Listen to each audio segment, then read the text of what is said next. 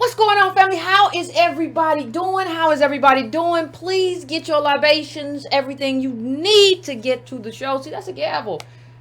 And y'all were at the Supreme Court today.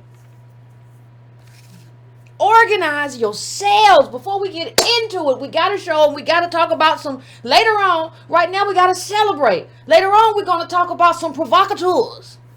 Some provocateurs. Agent provocateurs doing their best to disrupt progress. But it don't get us down. It don't get us emotional. Don't get us upset. We know who they are. And we're going to talk about it. But before we talk about that, we got to celebrate the positive, because we are positive.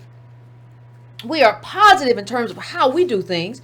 And Comcast versus Entertainment Studios versus Byron Allen, y'all were out there. And let me just say, I was proud of everybody. And hit that like button as you come in.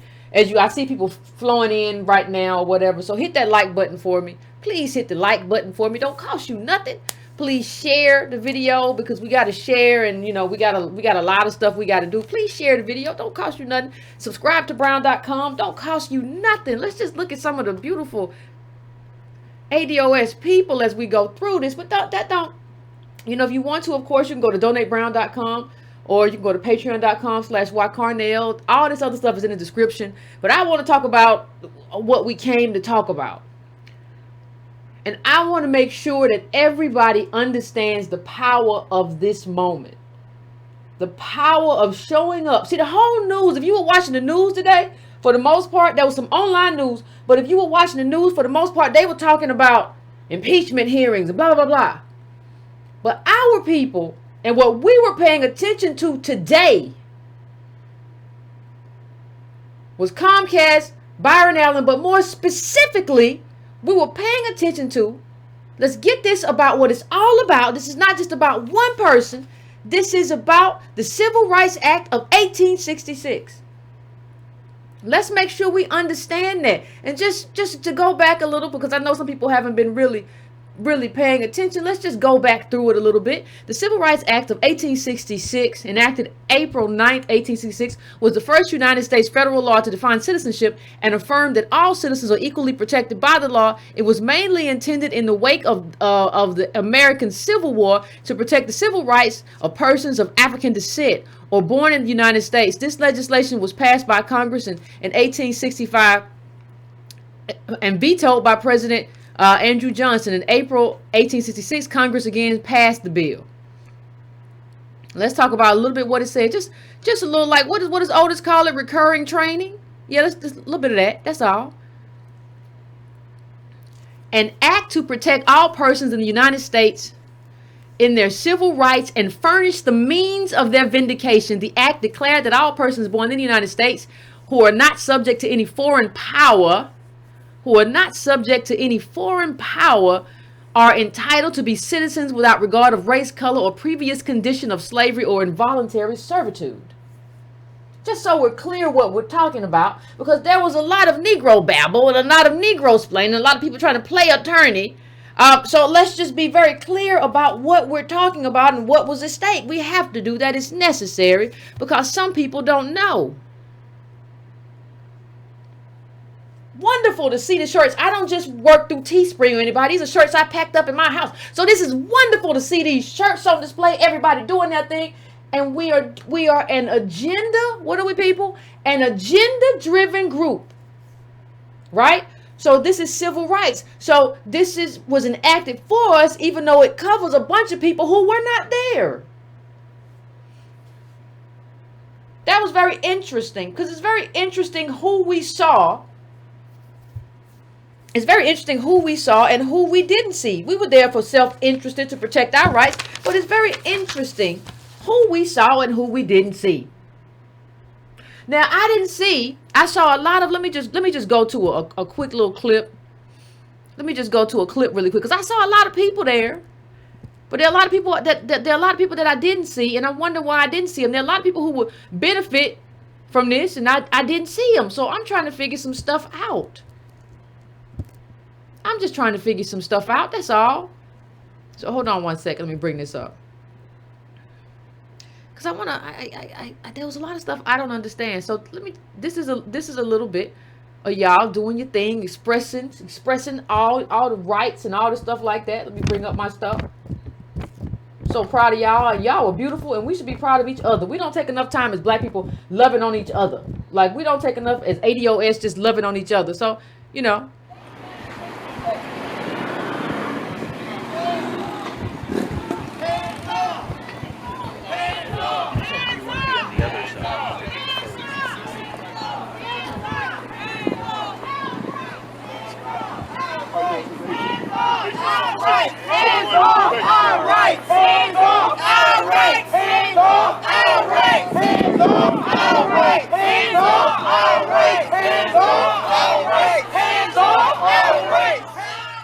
Bam. That's what we were doing. That's what ADOS was doing. Now, I don't know what everybody else was doing. There was a lot of talking, but I don't know what a lot of people were doing. Here's where ADOS was today. We were there. Like, we all gonna be different places. We're gonna be moving around. Right? But this is where we were, what we were doing. I don't know where the DACA people were just there yesterday, weren't they? They could have just stayed another day. They could have just spent the night and said, we're in solidarity because we're going to benefit from this because it's for civil rights, and we're going to wedge ourselves in there because even though it was intended for you, it has a broad meaning. So we're going to wedge ourselves in there. So they could have been there, right? They could have been there and helped us out. They packed up their stuff after the stuff and left. Notice that you don't see nobody in this group. You see a whole bunch of ADOS. That's who you see in here. ADOS all day. But I thought we had solidarity, though. Everybody told me that we was all in it together, and we was all a brown family.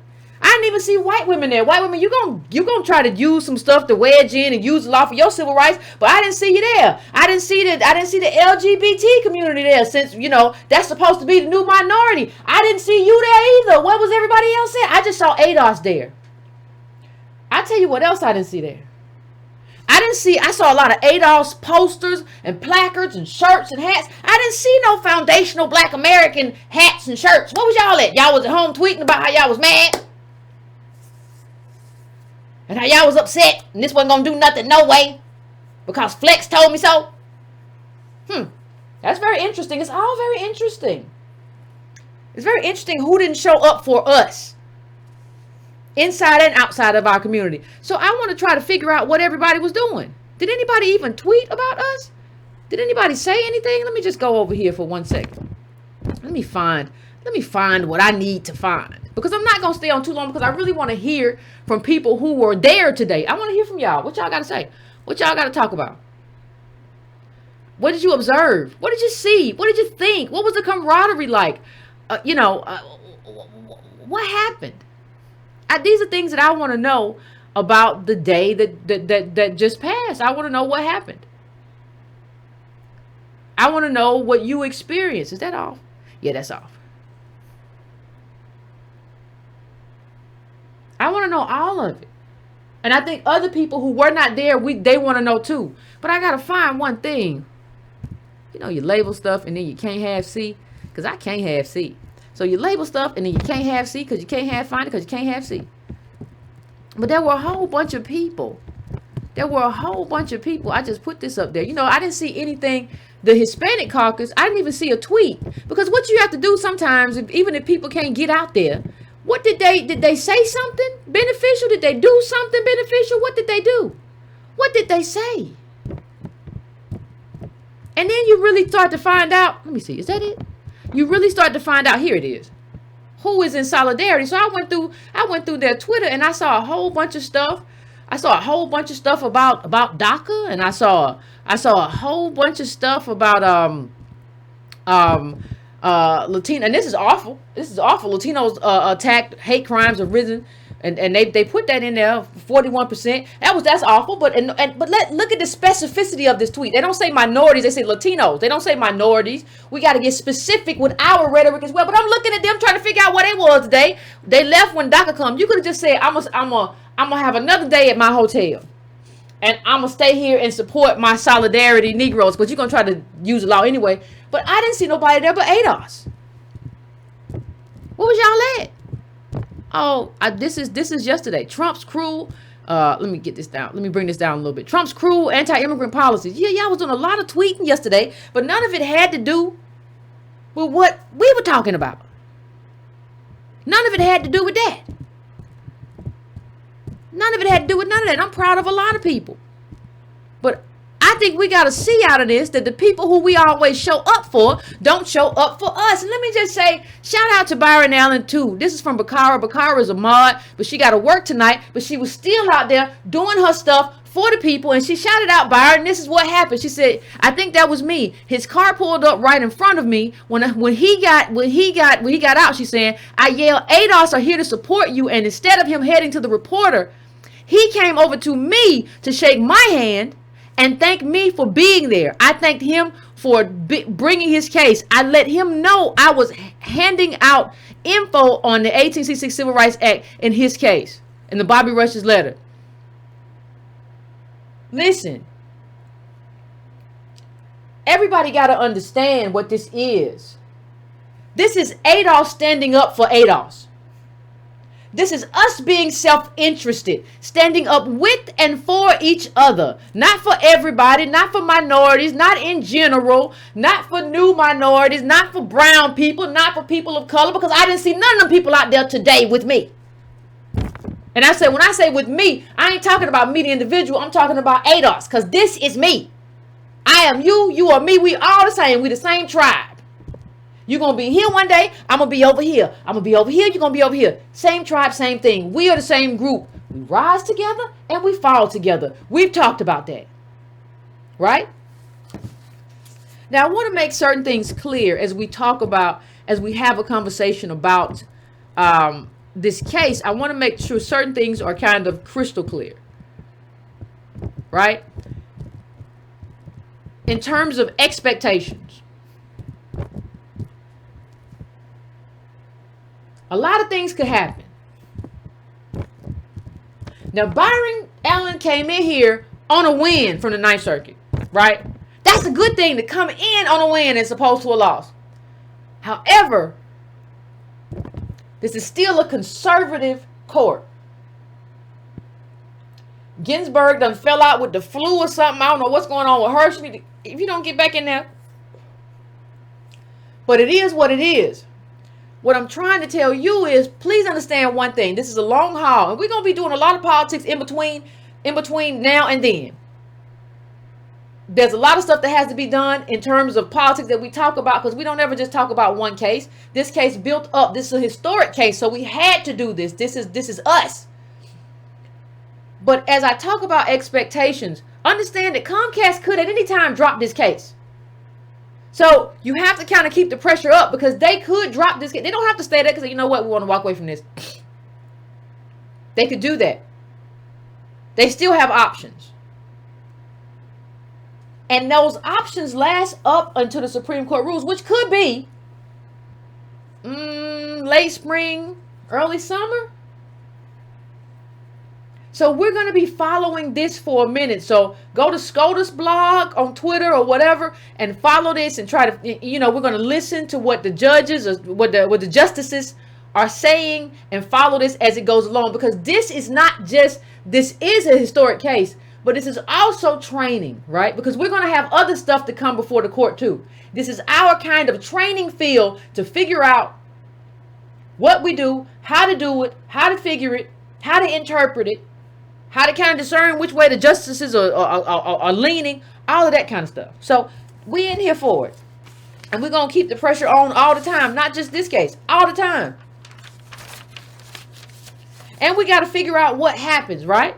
So regardless of how this case comes, you got to figure out, and we got to figure out how to organize things. So this is great. If Byron Allen wins, and that's what we hope for. And even John Roberts seemed to signal that he understood. But there were some other things going on. So regardless of what happens, we have to talk about how we're going to organize for power as a group.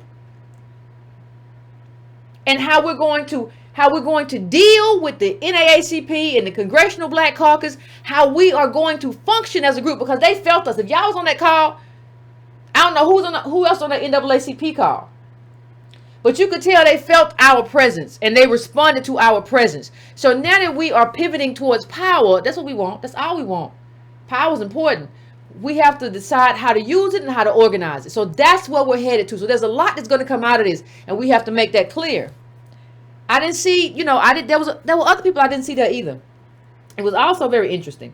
I didn't see, did anybody see in the chat, if y'all was there, did anybody see in Cobra? Did anybody see in Cobra there? I'm just asking. Was in Cobra at the thing? I know there was somebody that came there and was the power was trying to say the 50 Cent show, whatever it was, child. But was Narc there?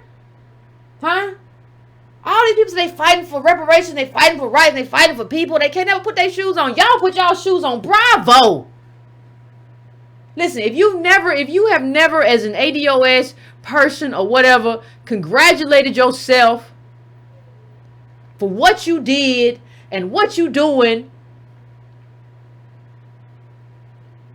this is that moment. Like if you went out there today, this is the moment to pat yourself on the back. I don't think, sometimes we get real mad, and I understand why we get upset and stuff happens, but we don't take the time to say, you know what, I did good today. I stood up for my people today. I made my ancestors proud today, not yesterday. I was in camaraderie and fellowship with my ADOS family today. Y'all who were out there, I'm so proud of you.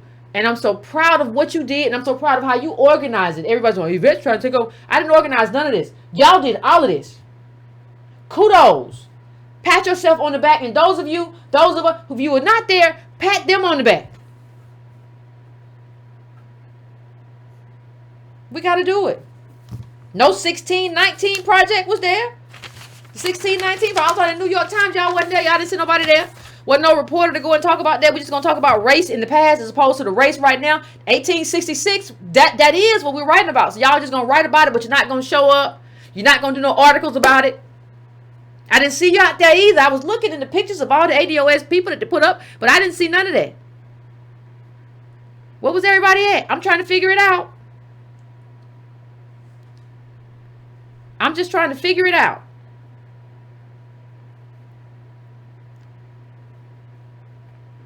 And let me just say, y'all gave Byron Allen you know what it's like to be in front of a camera when nobody's there versus when everybody's there and you got ADOS at your back. That's a whole different thing. That's a whole different thing. So let me just get this out of my way really quickly. Hold on. And I just want to play one more thing and then we'll come back and we're going to talk about something else. To the Supreme Court. We love you. Thank you. This is a historic day as we stand here to defend the original civil rights statutes of America, the very first civil rights statute, the civil rights statute of 1866-1981, put on the books to protect the newly freed slaves and all minorities throughout America, to make sure we have a pathway to economic inclusion. And as Coretta Scott King shares with me and has taught us, that as African Americans in this country, we had four major challenges. Number one, in slavery. Number two, achieve civil rights. Number two, end Jim Crow. Number three, achieve civil rights. And number four, the real reason they killed my Martin, she said, achieve economic inclusion. So this is the fourth and final chapter, and this is what will truly make America great again. Amen. All Americans have economic inclusion. That's right. And the great Martin Luther King taught us in his speech, the other America, there are two Americas. One America has access to opportunity. What does it matter if I receive the same lunch counter as my white counterpart and I cannot afford the same hamburger? There are two Americas, and two Americas will not survive. And we are watching that. We're watching this as many Americans are positioned to fail. Many Americans are not positioned to succeed. This law is the linchpin for all Americans to succeed. rather than fair. And you are here to defend that civil rights statute, which was put in place 100 years ago. And no matter what they decide here, and we won't have a decision for 4 to 6 months. So it takes them a while, no matter what they decide. We can use our politicians to reverse that decision to make sure. Yes, sir. ADOS. Legislated away, so we can have this put back in place. But what's important is that we have unity in the community. That they know that. Fam. Y'all don't know. I don't think y'all know what y'all did out there. I don't think y'all know what y'all did. How many times have I said on this show? Like, people always like, well, Yvette, y'all should just go on TV. Y'all should just go. No, it's not about, oh, y'all should. Byron Allen, regardless, he went into that. He went into that with wind at his back. I have always said it's not whether or not you get into a room, it's whether you have wind at your back when you get in that room. He went in that room with ADOS at his back. That's what you need for power. You don't need people who are just sitting at home tweeting on Twitter and tweeting conspiracy theories. Well, I heard ADOS is Sinclair. Well, I heard ADOS is a Democratic shield. Well, I heard, let me tell you about the finesse. Let me tell you about the finesse. So we're gonna get to that too. I'm tired of these. Ooh, the what do you want? Agents of chaos were at work today. The agents of chaos were at work today. Now we're gonna get to it. Let me just we're gonna get to it. But understand, Ginsburg, she wasn't well or whatever. When she recovers, she's still gonna do her opinion. So let's just wish Ginsburg, she's one of the most liberal on the court. Let's just wish her good health. Godspeed. Get back on there. Nobody's saying she's a. Because somebody say, well, she said racist stuff about Kaepernick. I'm not talking about that. Don't do stupid stuff. Don't do stupid stuff all your life. I'm just talking about how she's more than likely to vote in this. What she's more than likely to write in her decision for this. That's what I'm talking about. Because I know people just. I've seen so much stupid stuff today. My head is spinning. Oh, stupid people will give you a headache. They really will. They absolutely will. So, as we go into the agents of chaos. Let me see if I can find it. It's also sometimes people just disappoint. They just disappoint. So I want to make sure we understand the context. This is a historic civil rights case about how you will be able, or whether you will be able, to bring a company. Your employer or whatever. That's why the Chamber of Commerce decided that they were going to step in here and side in favor of Comcast, because nobody really wants an employee to be able to bring a case, a discrimination case against them. So while this is happening,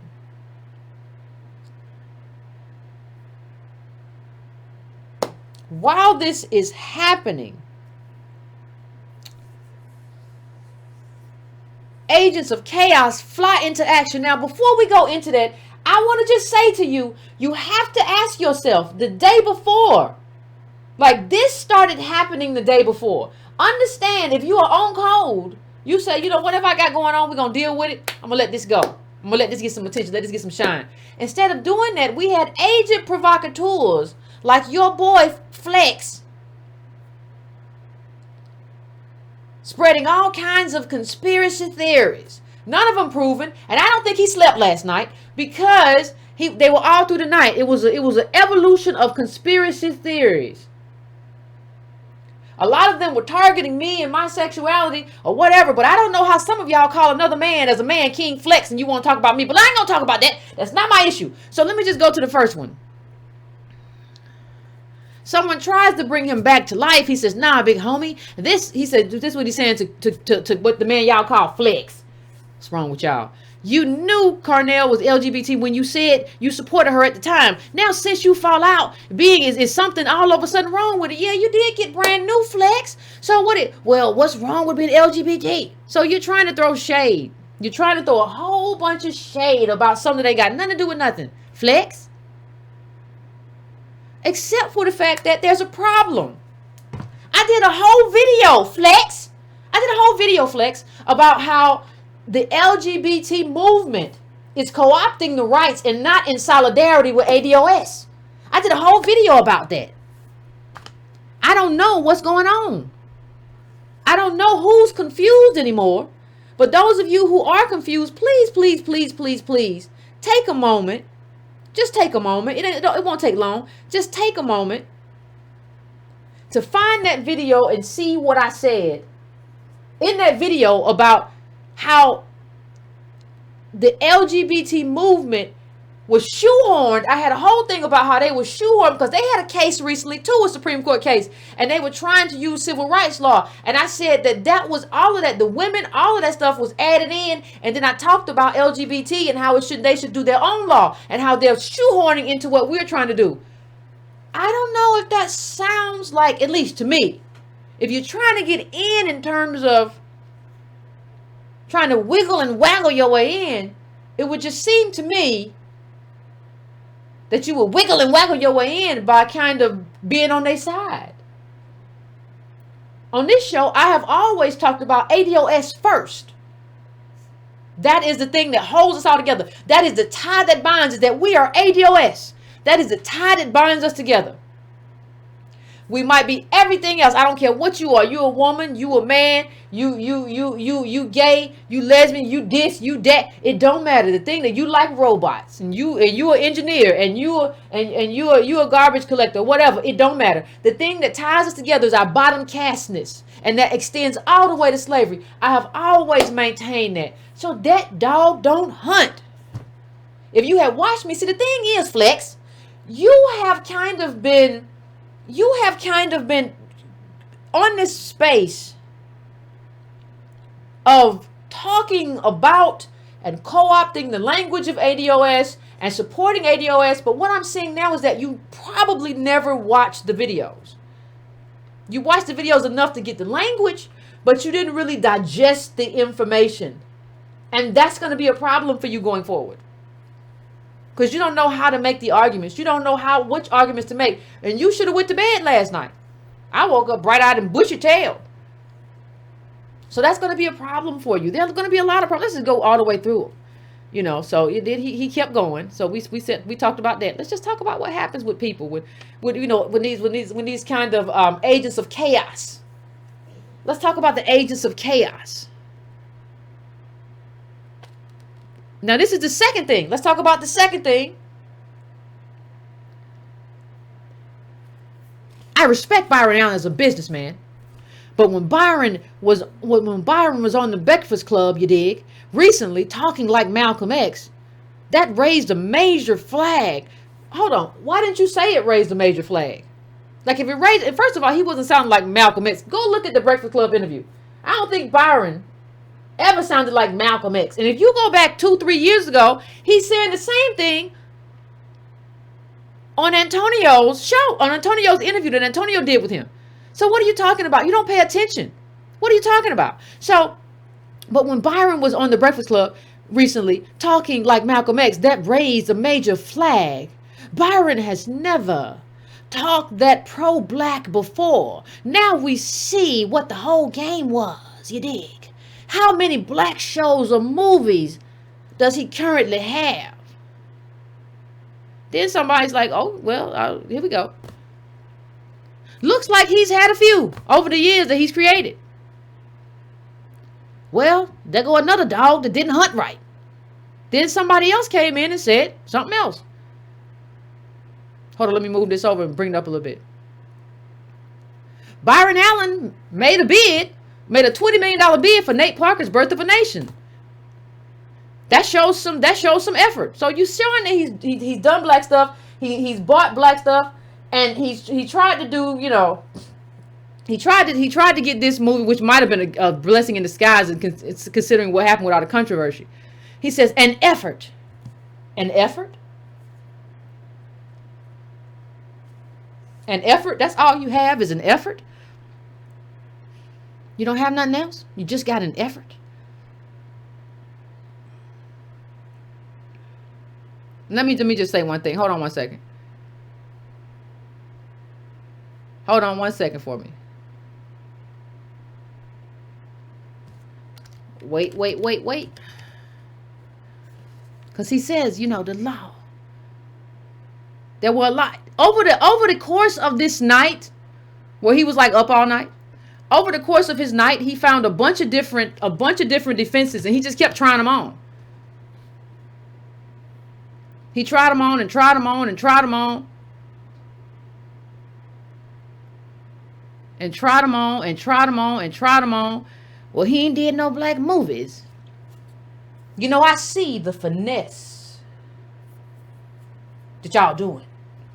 And you just change the finesse. It's all kind of different finesses.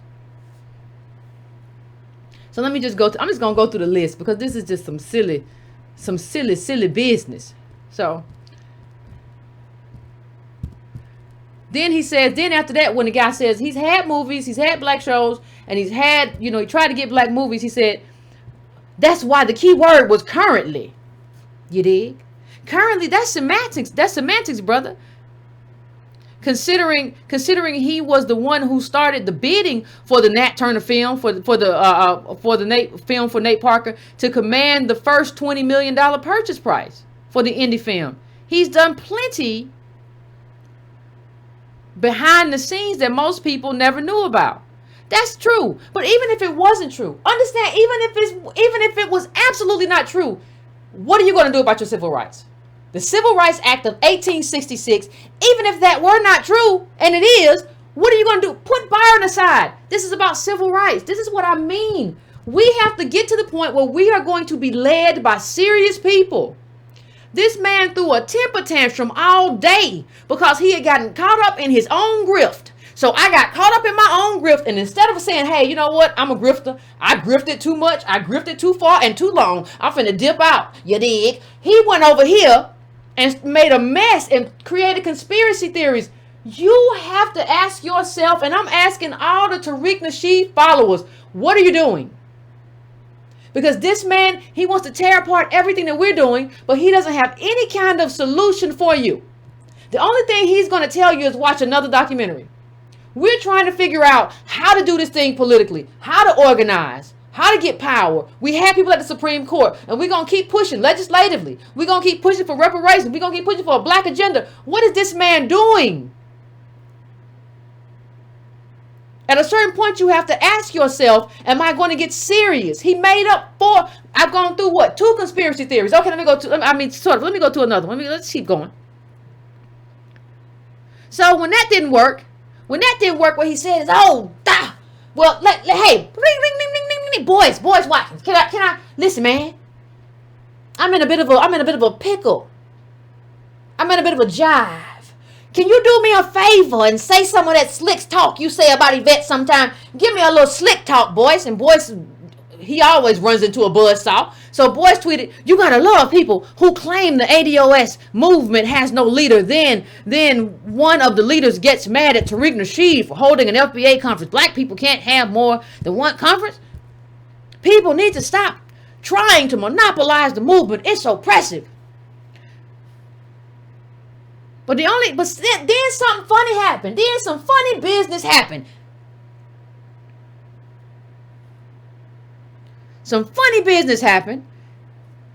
Oh, snap. I realized, Tariq Nasheed realized I done talk bad about Boyce. I told Boyce to come in here for me, and I forgot I called him Boyce Clickbait Watkins. Ain't that what you called him, Tariq? Boyce Clickbait Watkins. You called him that, and so he says somebody came in, Tariq. Tariq was just, you know, down about your character in one of his recent videos. Now you're siding with him. Come on, man. And then Tariq, as usual, just changed the whole thing. Nah, I wasn't. Boyce is my dude. We had a lightweight disagreement and joked with him a bit. And we cool. That's that player stuff, you dig? You jive turkey. Some of y'all dudes are extremely dramatic. Man, if you don't stop playing this game, some of y'all are just extremely dramatic. That's not what happened. Didn't nothing like that happen?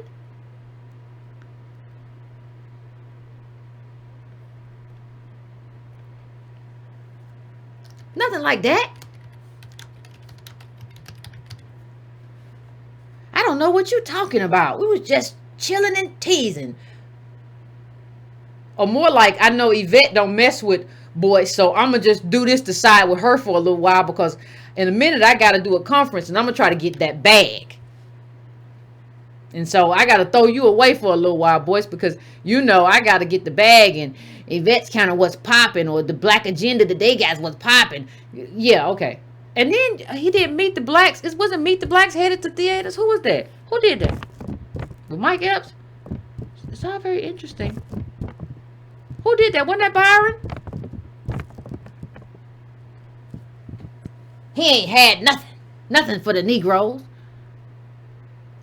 He was just spinning all night. I ain't never seen somebody spin all night long.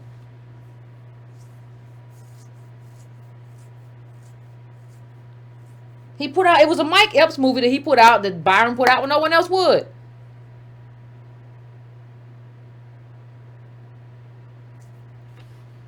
Isn't that a black movie?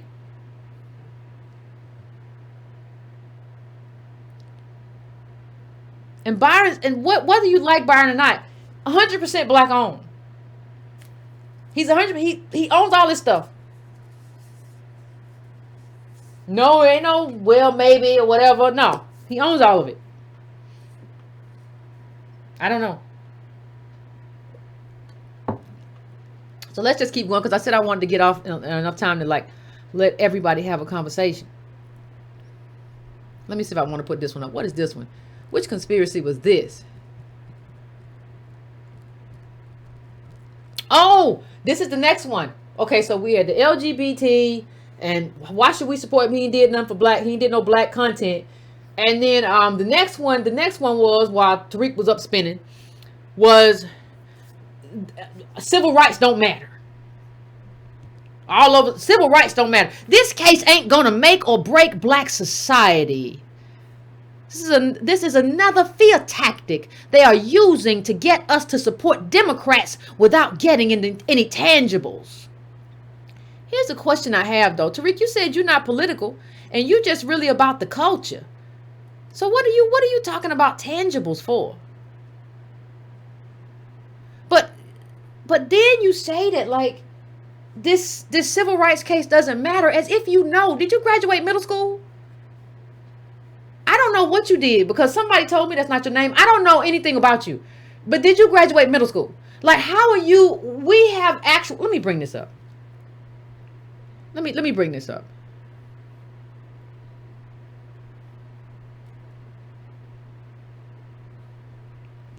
That law has been on the books for 150 years, and I tried my employer 2 years ago, and it didn't help me. Short of proof of them calling me a N-word. It was me against a conservative Texas court. Progress has been undermined to skin and bones by every other group except black people, and there is nothing left for us. Laws matter, people. Laws matter. And how laws are interpreted matter. See, the thing is, you got to take this to the court, and you got to have them say what it is. You can't have the court say one thing and the law be on the books, and it's like, well, it's interpreted this way sometimes, and it's interpreted this way another time, and sometimes it's this way, and it's good for you, but it's not good for them. Now, tell us what it is. Is it but for or not? Is it but for or is it not? Tell me what it is. You got to have the court tell us. Now, listen, if we go to the court and we lose, then it goes back to Congress. Y'all got to pass us some laws, because this stuff ain't working. And the Supreme Court said we can't use it this way. So y'all got to redo the whole egg. But you got to have the Supreme Court say what they say. Civil rights laws always matter. But how they're written matters too. And how they are interpreted matters too. And we need this law. And we need this law to be interpreted in a specific way that's beneficial to us. That's why we go to the court. Tell us what it is. Tell us what it is. We're not doing this stuff where some people try to kind of butt forward, and then the Ninth Circuit say, no, if race was a factor. No, you tell me what this is, and then I can tell you whether or not I got to go to Congress and get me a new law, or you tell me this law works for me and you uphold it. I need a standard from you. I didn't know how we're going to use this law from you at the Supreme Court. That's how it works. I'm not confused. Some people are. Let's talk about, we're going to have to figure this but for clause out. What are we going to do?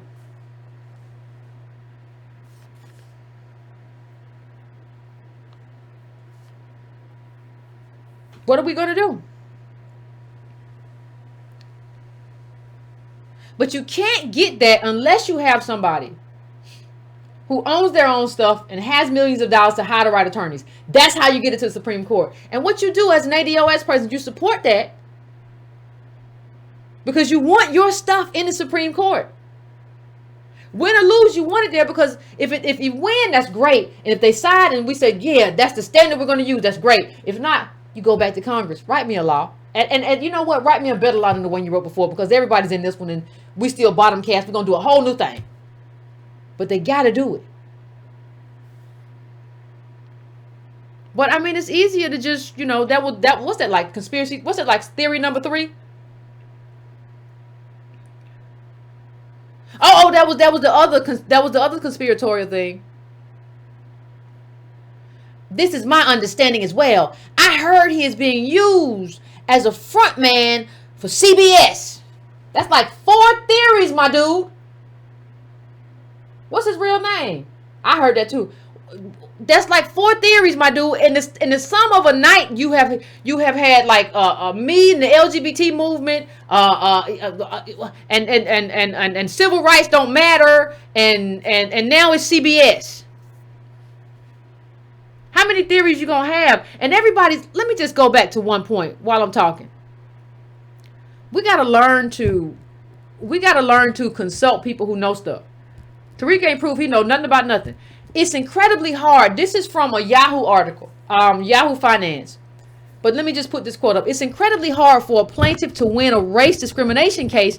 And if you set the standard so high that you have to show but for cause, it's just going to pull the rug out from underneath individuals who have to prove that. Michael Foreman, director of the Civil Rights Clinic at Penn State Law, told Yahoo Finance. You gonna listen to him or you gonna listen to Tariq, who ain't that ain't his real name?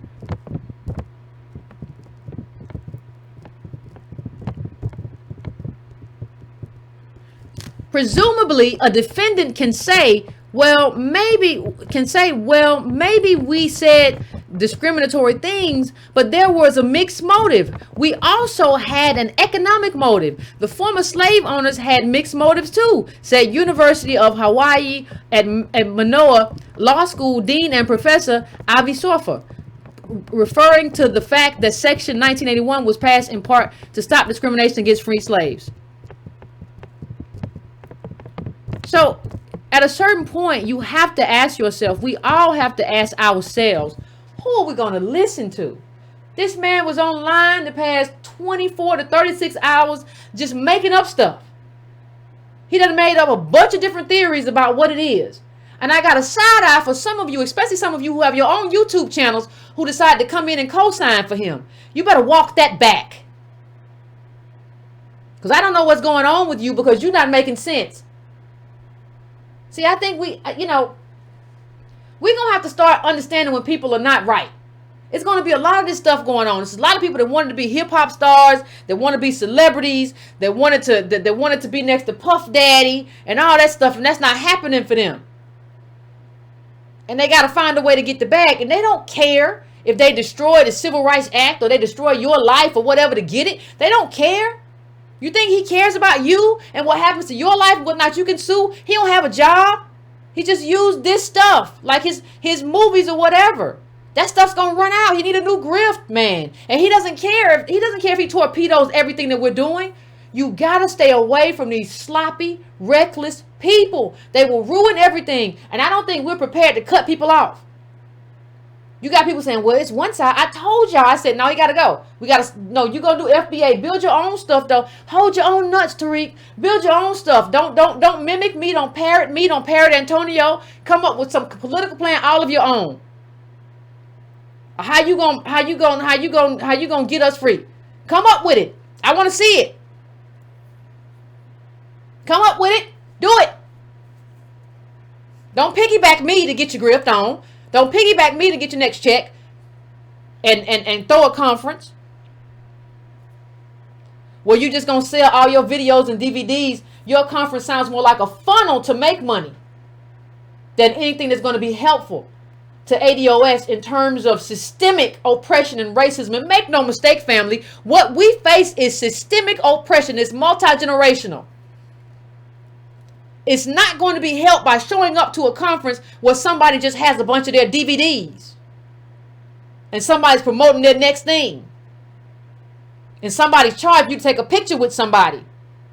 They're going to leave there with the bag and you're going to leave there not better off. So you can ask me, well, I don't think this case is going to help. Well, you don't know anything. I haven't seen anything from you. I haven't seen any expertise from you, sir. So don't tell me what's not going to help nothing because you don't know nothing.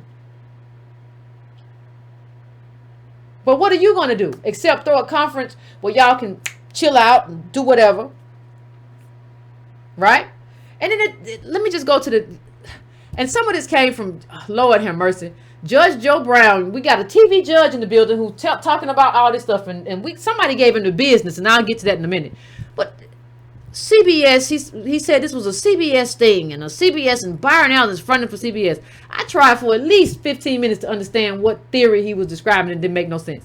But he has an axe to grind against CBS. And I was trying to figure out why. And then CBS cancels Judge Joe Brown amid salary dispute. Well, whatever. And that was about some LGBT trans stuff. And he always talks about LGBT trans stuff. It's a very weird thing he got going on. But like, there are actual law professors who talk about this. There are actual labor attorneys who discuss this in depth. I don't need Judge Joe Brown to tell me nothing. That was what? Theory number 4 that Tariq came up with while he was up late. Mind you, he had said some real nice stuff about Byron in the article, in one of the articles he did, about how he's Byron is an melanoid nation stuff. Byron is a shrewd businessman who's built up quite an impressive resume in entertainment. That's your outlet. You didn't have no problem with Byron then. When the Breakfast Club interview came out, you didn't have no problem. You ain't had no problem. Now all of a sudden we got all kinds of problems. Now all of a sudden I ain't never lied. He was talking black and I don't know what he do that for. Oh, what kind of black movies he got? He got black shows? I ain't never seen no black shows. I ain't never seen nothing what he did. Nah, you wanted what you want. So you don't know how to be me and Antonio and just, we don't be wanting nothing. You would have, he ain't call me.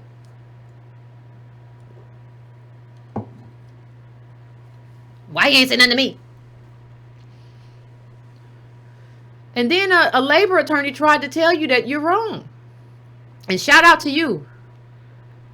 Shout out to you, Sean. I understand your point in that courts are unfair to black people because Tariq said courts don't matter. They can do whatever they want to black people now anyway, you dig?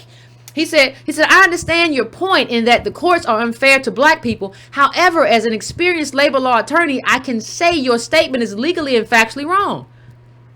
And with your influential platform, for black people who already have an uphill battle in the courts. And what he's saying to Tariq is that you're being irresponsible. Like you're wrong, and because you have an axe to grind, you're being irresponsible. You have a platform, and you're being irresponsible with your platform. And what I'm telling you is that Tariq didn't care. He didn't care. What does that tell you about his character and what he cares about in terms of ADOS people?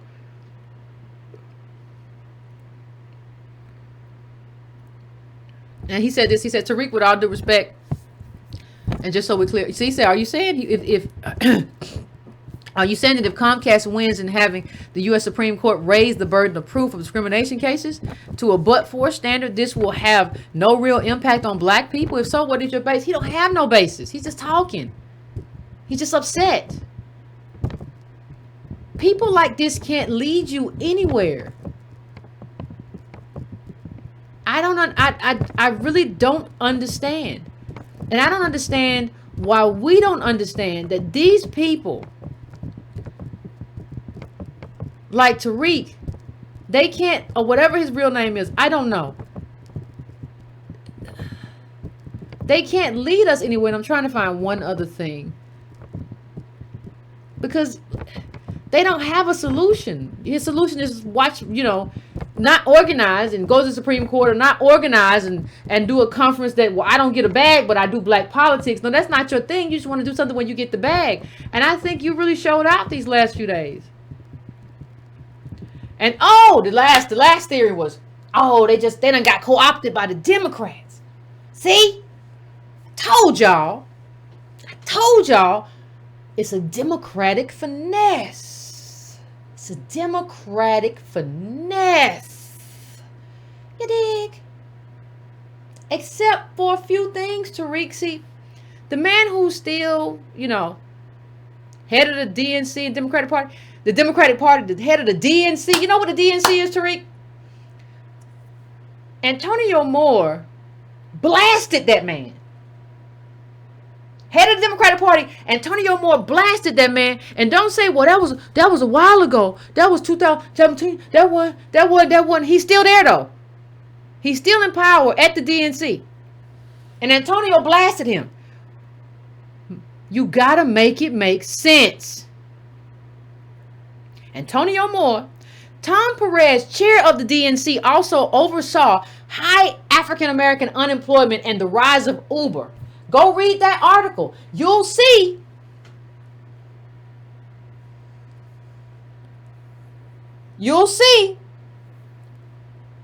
That Antonio Moore blasted Perez, who is still at the DNC, the Democratic National Committee. How can we be in bed with people and blasting the people in power at the same time? Tariq, you have no political education. And you didn't do your research. It's not my problem, though. That's your problem now. Deal with it. The grift is over, though. The grift is over. I don't know what you're gonna do, and I don't know that I care based on how you've attacked me. So I don't know if I care. And I tried to be cool beans just because I said maybe he changed. Ain't nobody changed. Chaos, agents of chaos and confusion. Chaos and confusion. Judge Joe Brown and they know they the agents of Democrats. They was finessing. And boys, get on here and tweet something I can retweet, boys. I ain't mean to call you that, boys. We was just chilling and funning and stuff. I ain't mean none of that. You know how Flex do it. You know how it is. And let me just say this too. Hold on, let me put this. Let me take this off the screen. 1 second, please. Also, let me say this. In terms of being in bed with Democrats, in addition to what Antonio has done, we have eviscerated every Democratic candidate. Elizabeth Warren, Joe Biden, the front runner. We totally basically ended Kamala Harris's campaign. Who else we got? We talked some about Buttigieg's stuff and his Douglas plan. Bernie Sanders. There's no Democratic candidate that we have not taken to task on this show. So I don't know how you know that and then say they in bed with the Democrats. And even if that was true, you had no problem to now. So this man done stayed up all night and came up with about 5 different theories, conspiracy theories. And some of y'all who are under his comments are like, oh, snap, Tariq, you done exposed them now. Oh, snappy poo. You have no evidence for these claims. Y'all got to stop letting people just say stuff. And I'm not talking most of my ADOS fam in the chat right now because I know y'all know. Y'all got to stop. Those of you who follow Tariq, you got to look for the evidence. It's there. Antonio went after Perez and when he did the Breakfast Club interview.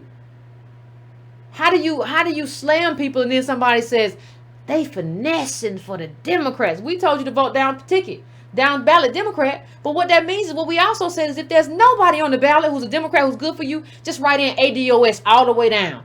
That way they know you showed up, but they know you showed up and didn't find a Democratic candidate who was good for you. So you write us down all the way down ballot to let them know I showed up, but y'all wasn't with me. Democratic down ballot means at the top of the ticket, you gonna write an ADOS and leave that blank and you're gonna vote Democratic down ballot. But if you look at all your Democratic down ballot candidates and ain't nobody good for you, you write in ADOS or do the other or whatever your ballot allows you to do. The reason we say show up, you got to let them know you showed up as a Democrat and said, yeah, I'm a Democrat. I wanted to be here for y'all, but nah, couldn't do it. Now, you will usually find like at least one or two, maybe a local state, maybe like I said the other day, maybe Mary Lou is running for dog catcher. I like Mary Lou. She running for dog. Come on, vote for her. There's referendums on the ballot. But what people like Tariq want you to do is to be lazy. They don't want you to show up at all, because if you show up, then you might find a real solution. No, don't show up. Don't show up and vote for nobody. Just buy my DVD. What we really need is to talk about Egypt and Haiti, you dig? We don't need to go to the polls. None of that. White man never gonna do nothing. Not for us. No. I want you to believe that I am your solution. You support me and we laugh together. You know? You understand what I'm saying? So you have to question people. Listen, I'm not saying I'm always right. We're gonna guess and check everything, but we're gonna start doing stuff and organizing and moving, and we've been doing that. And if we get something wrong, we're gonna figure it out and we're gonna do something different. But you gotta question somebody who just wants you to stay home and not do anything but buy their stuff. I don't want you to do anything that's going to make your life better. I don't have no solution for you except to buy the stuff that I want you to buy. Tariq said, I'm not political. I'm just cultural. That's a dodge because he don't want to be held accountable for nothing. I just want you to buy the stuff that I'm selling. That's it. I don't want you to get involved because there's no money in that for me. Ain't no money in civic engagement for Tariq Nasheed. I need you to buy the stuff I'm selling. I'm selling the conference, I'm selling the DVD. Buy the stuff I'm selling. I got this house. This house got a mortgage on it. Can you buy the stuff I'm selling? I don't get paid out of you going out of here, going over here and doing political stuff. I need the monies. Okay? So still went over. Always talking way too much. Anyway, fam. Listen.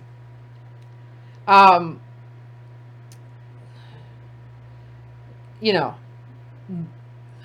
I'm going to go to a break and let you all in.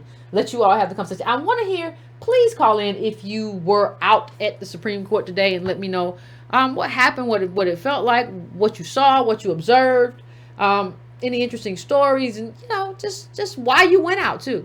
If you were there, I'm going to take, as usual, quick break, come back, and then we will have the conversation together as usual.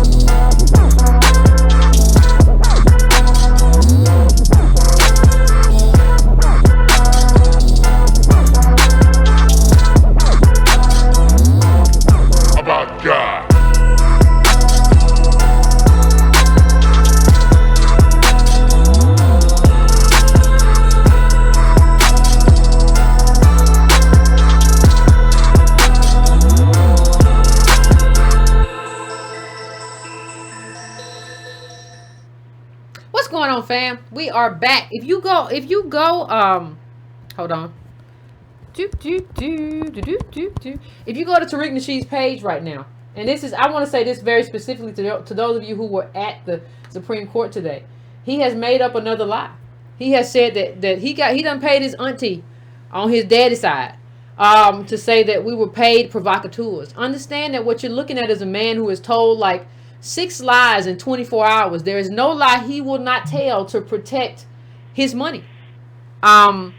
So, you know, I don't know how anybody, you know, you all told me. Let me see if I can pull it up while I'm talking to you. Hold on. Because you all told me, well, Yvette, why can't you and Tariq just kind of, you know, why can't y'all just be all right? You know, y'all, why can't y'all just get on the same page? Because I can't be on the same page with a pathological liar. Like, I don't understand how you want me to do that. I cannot do that. That's not who I am. This man has made up at least 6 lies in 24 hours. He done got his auntie now. I think they was paid. That's why I want, you know, I recognize some of you who were there today because I've seen you at the conference. I know who you are. This man is a liar, and he will do anything and say anything to protect his money so he can stay in a nice house and he can live the life. I don't know how y'all are supporting him. A sister in Washington, D.C. said the ADOS organization had a bunch of paid protesters with them at a rally. She also said many people were there who were confused about what they were protesting. Were y'all confused about what you were protesting? Is this your king? Is this man your king? This dude here. The man who is telling y'all who showed up, and I know who showed up. Hold on. Let me put something up here. I don't know why everybody wants to support this liar. Hold on one second. I'm going to bring a little something up. Now, what I will say is there were some stars people out there who may have been that. They didn't know what they were doing, and I don't know what a 50 cent paid them. I don't know. But that's a whole different thing than what ADOS was doing out there. But he don't care. He don't care. He's just trying to get the bag.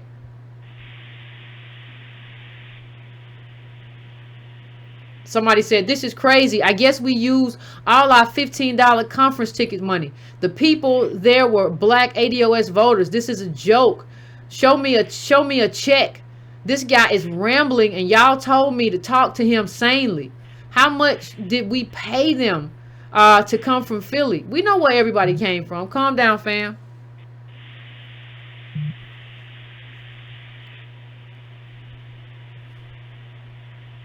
Calm down, fam. We know what it is. But I'm just telling you, I don't know how you trust somebody who will say anything.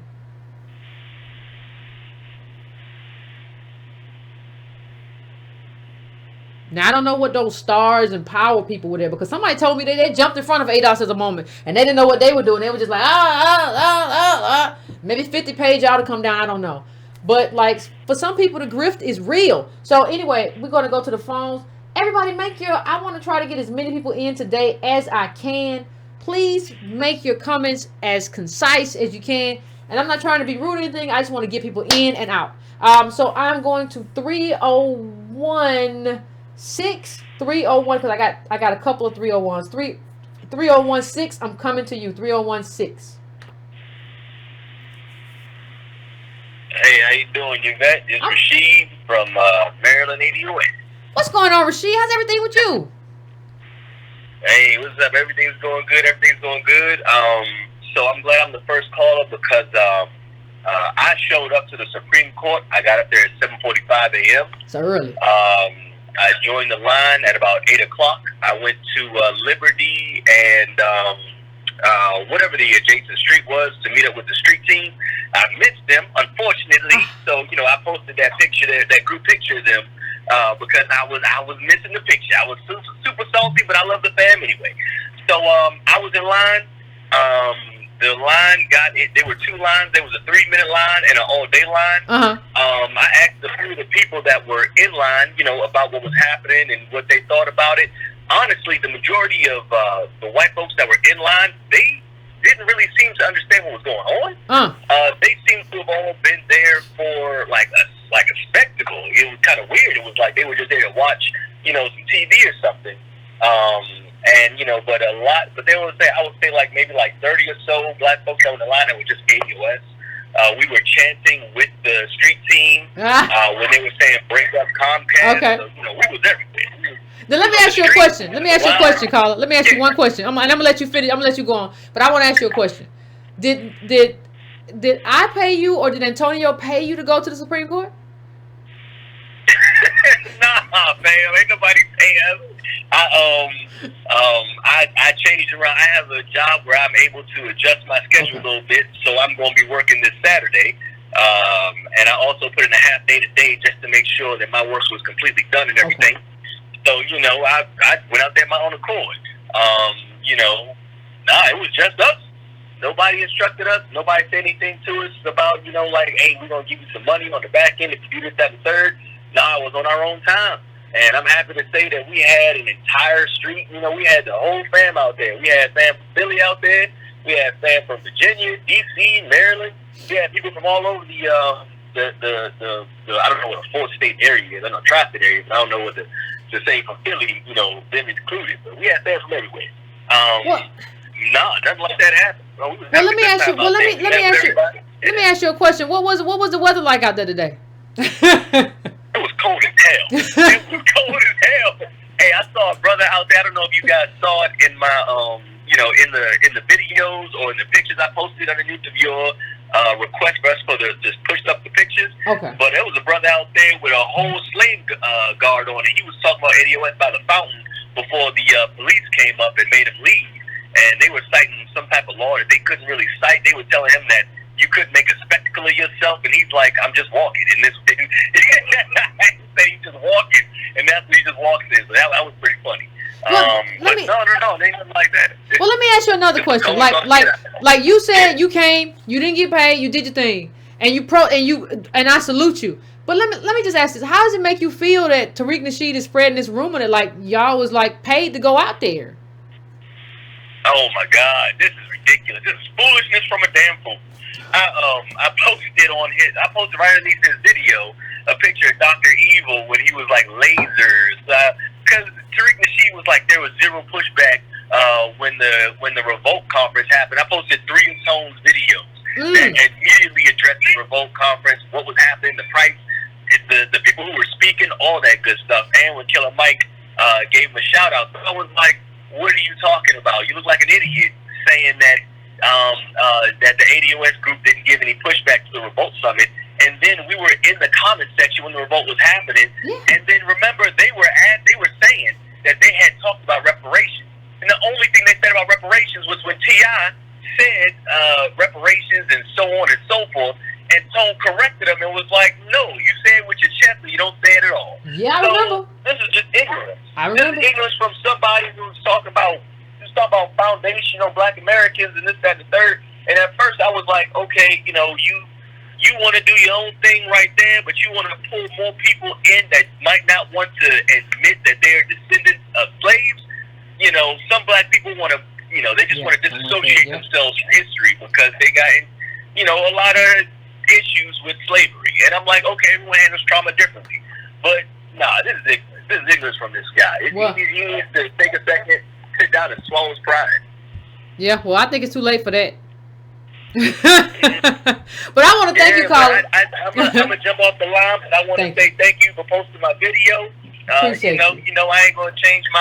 I was thinking about changing my profile picture, but I don't think I'm gonna do that. That picture was that. No, keep it, fam. Keep it. I appreciate you. I appreciate you. Yeah, have a nice night. You too, fam. I appreciate you. Yeah. Ain't nobody. Yeah. That's interesting. I appreciate him calling in. I appreciate the people who were there. Calling in, telling me what was going on. So we're just gonna keep it moving. I'm not gonna try to talk too much in between calls. So I'm going now to 301 30131. 301. I'm coming to you. You there? Evening, Sister Yvette. Hey, how you doing? Evening, Sister Yvette. How you doing? This is Marshall. Okay, what's going on, Marshall? Evening, sister. How are you? I'm doing all right. A little bit tired because I can tell you that most of us out there today, the only reason why I'm able to get into your show tonight is because I set my alarm clock to pick up the show. Most of us who are out there from sunup protesting and organizing, we are super tired, but we are tired with the strength and the will that what we're doing is right for the people. So I don't want to be long, but I need to be concise. Okay. What Tariq Nasheed put up on his page was the first thing I saw on my Twitter feed. So if you scroll down a little bit more, you would see a response directly from me letting this fool know that his irresponsibility and his ignorance are getting the best of him. And I can tell you, as somebody that was out there, that whole campaign that Stars came with today as a counter-protest had nothing to do with ADOS. In fact, those of us who were out there know that when they started up, there was a chant to counteract it that went, "This is about civil rights, not about a show." And that started up, and those protesters did not know how to counter that. And let me tell you about leadership on our end. Shout out to all of the incredible people in the DMV area that made this protest happen. When you have true leadership, this is anything. Shout out to our wonderful sisters Asan and Tansy and Roz in the DMV and all the people that helped on those committees that made run smoothly and seamlessly. The first video that was put up this morning, I'm glad that you and Tony saw it and we caught Byron. But let me say real quick, and I'm sorry if I'm rambling. No, you're fine. You're fine. You're fine. Okay. I just woke up about an hour ago, and I hate the fact that the first thing I do when I haven't even checked all my Twitter feed for the people that liked it and appreciated it, to anybody that liked the video today, and shout out to you all for the support. And I hate the fact that we're going through this foolishness right now, but I'm kind of glad that the ignorance is getting washed out of our movement, and that those who are really about the work are about the work, and that's what it is. I want to shout out the good brother Chad in California, Chad Boogie. Okay. He put up something last week on Twitter, and I gotta quote it because it really brought a lot of focus back, with all this ignorance going on. And that is, ADOS is lineage, and it comes with great responsibility. My ancestors survived atrocity. My people are citizens, yet locked out of America. My children face economic irrelevance in less than 30 years. My lineage defines my code, sets my politics, demands my action, and will defeat my enemies. And I needed to see that day, and it's something that I'm keeping in my core and making sure that the more that we, the more advocacy that we put forth, and the more that we do for our people, it's based off of love and wanting to make sure that we are better, not just something to do and not have any responsibilities. I know, Lord, I know I'm forgetting something right now, but I just want to say, sister, we were out there. You and Tony Spirit were with us. Oh, thank you again to all the people that came down from Philly, from New York, from Carolina, all people from Chicago, and all parts of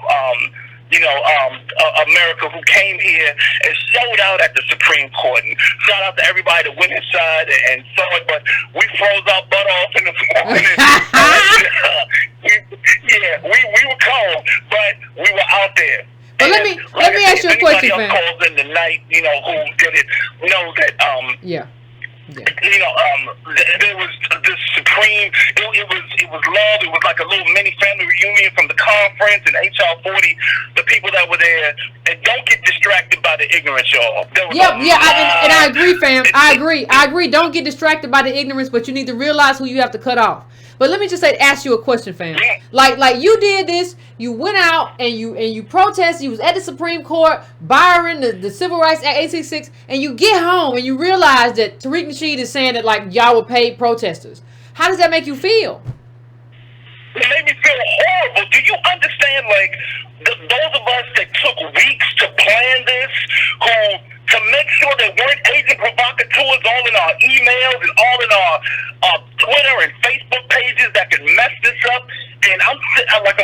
home. I'm tired. You know, my legs, I've been standing all day. I'm a big brother. My legs are cramping. I met you. Because, you know, it's like we were out there. I'm just getting my voice back. I'm a little bit hoarse.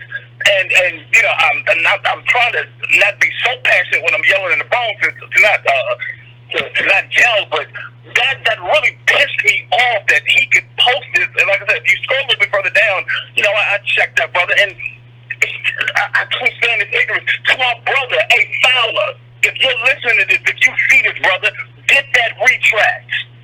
And there's no way you are a provocateur. Get that retract, or take that action that needs to be. Well, for those who don't know, you know, JB, our man who always goes to the things and goes to the politicians and shows up for them. He was FBA at ADOS and he was trying to do it, and he got into it with Tariq, and Tariq basically just shouted out him as and said, "You're a provocateur, you're an agent, you work for the FBI," all kind of wild stuff. So it just proves to me, like, you tried to help Tariq, you tried to be there for Tariq, but he don't have no loyalty. Like, the man has no honor. I don't know how you be with this dude who don't have no honor. He just want to live and he want to be good. And he want to be good in his house. He don't want to be good with you. And I think that's the lesson. Like, sometimes we got to learn. Stop trying to find middle ground, people. Sometimes people just be snakes. And you just got to let it be that. And you got to walk away. So I'm going to let you finish up, fam. I'm sorry. No problem, sister. For anybody that wasn't there, that couldn't be there, your spirit was with us, and we thank you for your continued support. For those who have not started ADOS chapters in their city, start to do that. Take your time, because as my man Chad said, and what I could say, I want to give you a quick shout out, sister, and I'm gonna get off the phone. Go ahead, fam. You earned it. When I started really getting into your show, there was one night that I really couldn't feel you. And that was the night when you made a statement that said, politics is everything. Politics is everything in your life. That night, I didn't like you. But what you did was you made me think. And I really had to step back and think, because I'm the person who was, you know, like most people, you know, I voted, you know, not only in major elections, but primaries, and I thought, okay, that's the main part of my politics. But what happens is when you stand on the corner of First and Independence, and you get a look at the lay of the land, and you find out that there's Senate and Congress buildings to your left, there's the Capitol across the lawn, and you have the Supreme Court right across from that.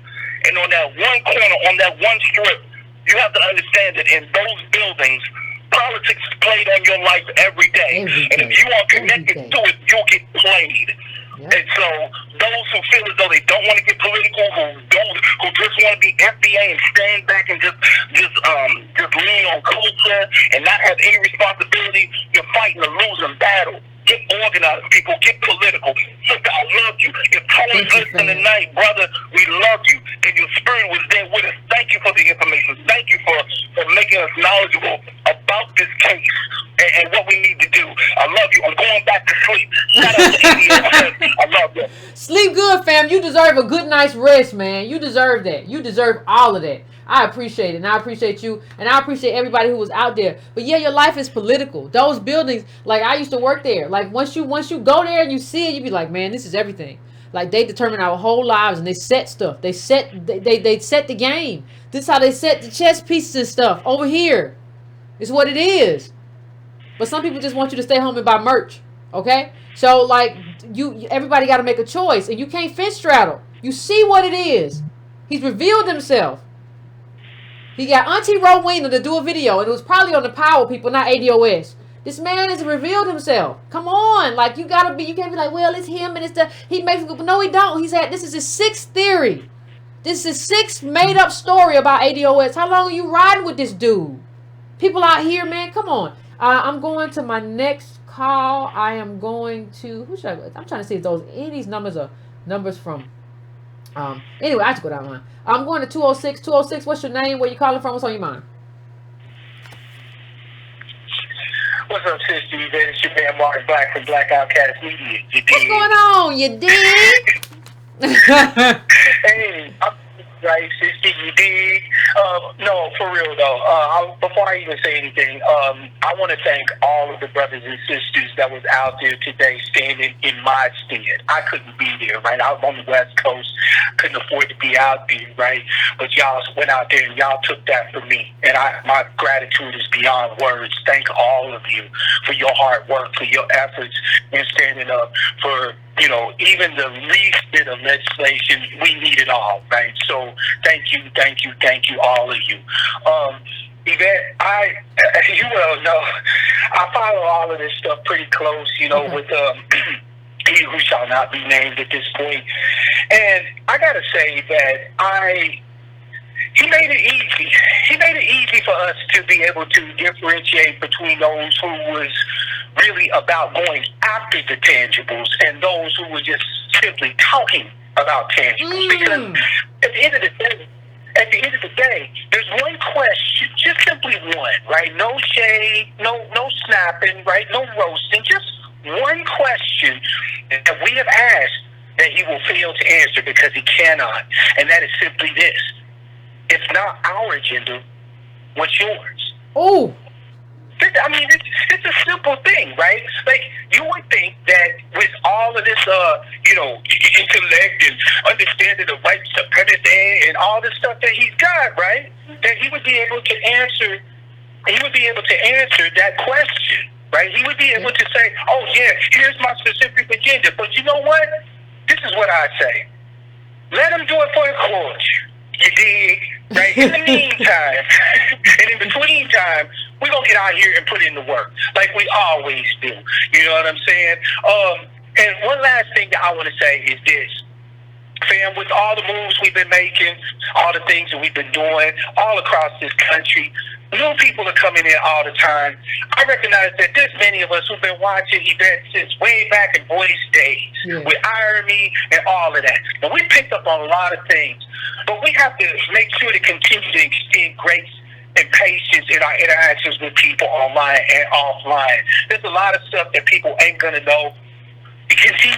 Your education is continual. Encourage training. We got to continue 101, 102, and so on and so forth. We can't be assuming that everybody's going to know what a down ballot strat is. We can't assume that everybody's going to know, you know, that, hey, maybe this person might vote for Democrats down ballot, but not everybody is obligated to, depending on what area they in, what candidates available, and so on and so forth. Yeah, but the thing is, people don't understand. People don't understand Democratic down ballot. That means you still vote for every Democrat. No, if you want those Democrats, but if you don't, you just write in ADOS.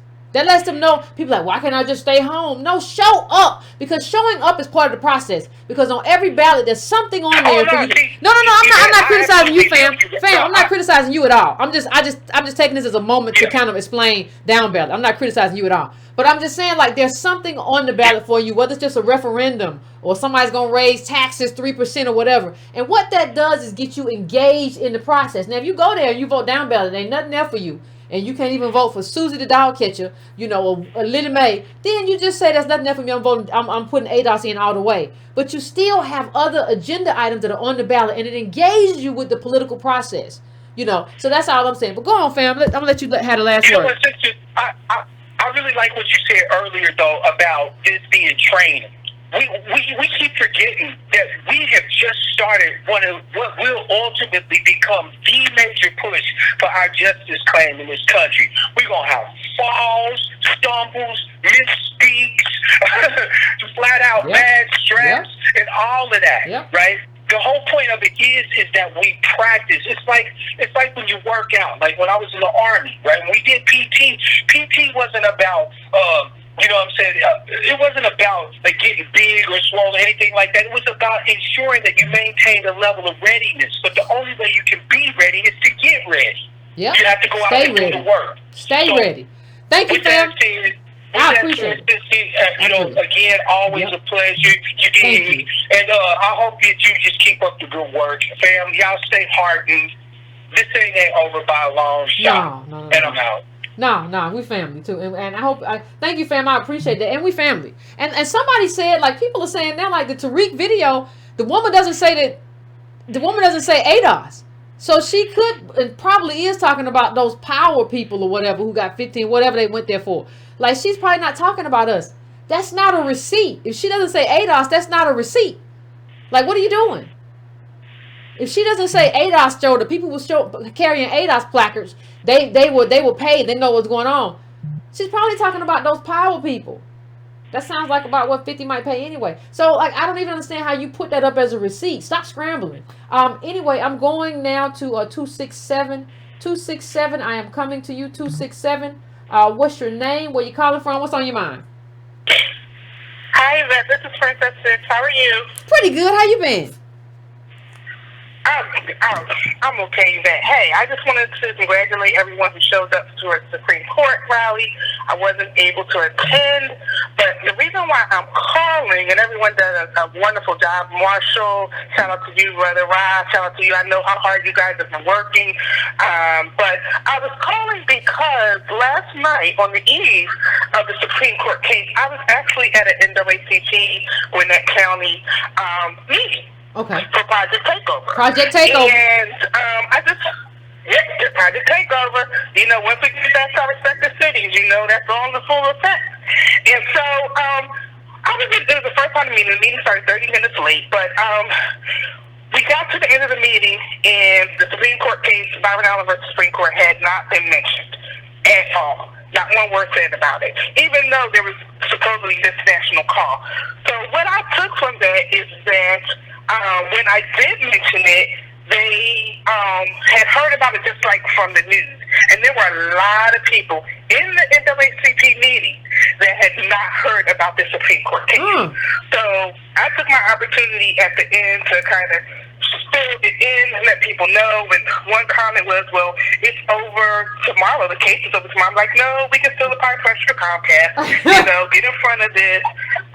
Yeah, it's not over. But the interesting thing is, and I just have to commend you, everybody, for what is going on right now. I live in a county, Gwinnett County. It's almost a million people in Gwinnett County. So for me to show up for my first NAACP meeting and start talking about the Supreme Court case, and then I get this backup from this brother who I had never met, never seen at the ADOS Orlando meeting. The coincidence that this other ADOS person was also in the NAACP meeting. Project Takeover. Was phenomenal. Project Takeover. Yes, that's work. Go ahead. No, I'm just saying that's work. That's what y'all did. So y'all were there together, listen to the same stuff, doing the same stuff. Project Takeover. This is the work. On point, on message, we were tag teaming the Byron Allen Supreme Court, explaining this to the people. So we didn't realize it at the time, but after the meeting was over, we was like, hey, who you? It just felt really good to walk into a meeting by yourself, but in the end, not be by yourself. And that is just the strength of the message, and the message is getting out, and people are getting mobilized. So I just wanted to share that with you. Why the NAACP was not there? Because a lot of pastors didn't know about it because the national fell down and didn't do their job. So I will let it go. I just wanted to share that with everyone. Again, congratulations. Thank you so much for showing up. Thank you, fam. Thank you. We know who Prince. Everybody know who she. Everybody know who you are. So yeah, we thank you. All right, Yvette, you have a good night. You have a good night too. See what I mean? Black people working together with ADOS in the building, working together, doing our thing. That's what it is. That's what it is. Okay, I'm going. Callers, let's get in the lightning round mode because we're like hour 40 minutes. Let's go quick. I'm going to 304 now. 304. What's 301? I'm sorry. 301. What's your name? Where you calling from? What's on your mind? 301. 30135. Hello? Hey, 301, what's going on? This Yvette? Yeah! What's up, Cookie Monster? What's up, Kermit the Frog? Man, this DC Theodore. I was out there. Went down there with my big brother Scotty. We took the Uber, and it was just like pretty much what everybody described. We had some people jump in front of us in line, and they were shouting about some TV show. And I'm like, man, we don't even watch TV. What are you talking about? And along with that, we had a young lady out there from Baltimore that had her baby with her. I asked her, did she go to the conference? She said no, because the baby had just been born and she couldn't make it to the conference. I was the only one out there. I was holding up the ADOS conference, the pamphlet that y'all gave us. Okay, good job. And I passed that. I gave that to her because she didn't make it to the conference. I said, well, here, you take this. Oh, that's sweet. You're a good dude. It was cold. Okay. Yes. How cold was it? 32? You over that one? No, I was playing. It was in the 30s, I'm telling you. It was really cold. And there was some dude out there that was in chains. He had the thing around his neck with spikes hanging out. He had no coat on. I couldn't believe it. I'm like, some of these people, he wasn't the only one with no coat, but there was a couple of people out there with no coat on, and I said, something's wrong with these people, you know? but yeah, we was out there, and it was real strange because when Byron Allen came out, all the crowds dispersed. Except for ADOS. We were still there for a little bit, and then we went and talked over, congregated by the table that Roz had set up with, some snacks and some water and so forth. And we took a group photo, and then we pretty much rolled out. But yeah, I was there. I was looking for Reggie from Boston. I said, maybe he get down here. He came to the HR 40 here, and I didn't get to that because I was sick. But I said I'm gonna be there for this though. That's wonderful, fam. I appreciate it. And y'all look like y'all had a good camaraderie out there. I love to see ADOS have some good camaraderie, man. That's wonderful. Rob had us chanting everything. ADOS, we want reparations, you name it, we was chanting it, you know? Yeah. Yeah, so, Thank you, fam. I appreciate that. I appreciate you calling and let me know. It was all love, and I'm betting whenever there's something that's going to jump off about ADOS, I'm going to be there. And another thing, when you brought up tonight about Trent, whatever that dude's name is, Trent Shanid, I don't know them. Anyway, talking about we were paid, let me tell you something. I'm highly offended. If I ever see that dude face to face, I'm going to take off on him because ain't nobody pay me. Don't take off physically. Keep your hands to yourself. That's all ADOS. We keep our hands to ourselves, but you can tell them how you feel. I'm going to try. Let me just say this. I just got a message from Antonio who says, like, it didn't say what Tariq said he said. She said she was basically talking about power. So I don't understand. This man is a fraud. And he has run on this fraud for a long time. And he has disrespected and disparaged. We've been putting in work ever since Antonio interviewed Byron Allen. That is years of work that ADOS has been putting in. And he gonna slick pimp in here and say and put up a video that's about people who were protesting for power and 50 Cent and all that and say that's us. This is horrible. I don't see how after y'all see this video and know what it is, how anybody says I'm standing with Tariq Nasheed and FBA. He has created a scam. He wanted to grift off of it and get some money and sell his videos at a conference, all at the expense of ADOS without delivering anything. That is a con. That is a scam. Let him go his own way.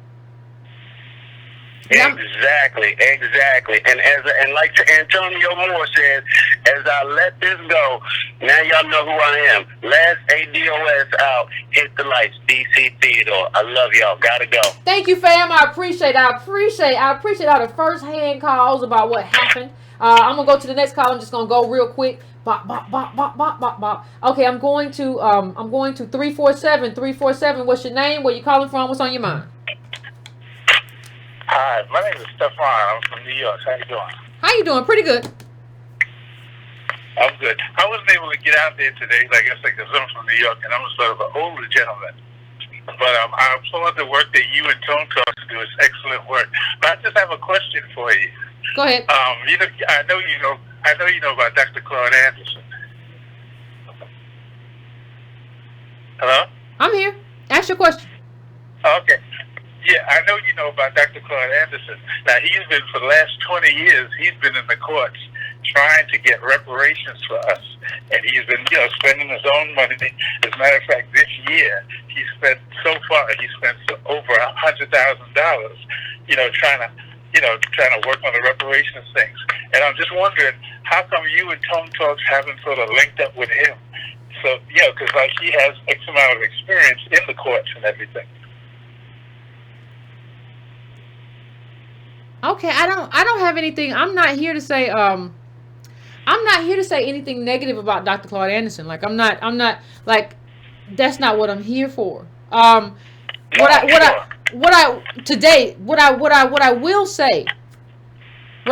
say is that the what you are seeing now in terms of ADOS being the Democratic National Committee, in terms of the Democrats having to speak on ADOS, the people who are out there, the framework of how reparations is anchored in a specific lineage in a specific case, all of that is ADOS. And I think what's kind of... I get that. But like I said, I'm just wondering because Dr. Anderson has been in the courts for years trying to get this done, and there's been some other people also, but I think he's been doing it about the longest because he's been doing this about 20 years. I'm just wondering why y'all haven't linked up together, because you like you always say, this has to be a together thing. This isn't something that we can do one person or one group, or it has to be a together thing. Everybody got to put in some of this as far as education and this, that, and the other thing.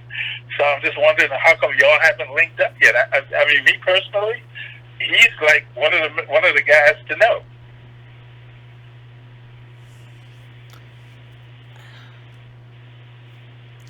I don't really know if I have an answer for what you're saying. It's because it's kind of makes me feel like what everybody says about even Tariq Nasheed as of last week.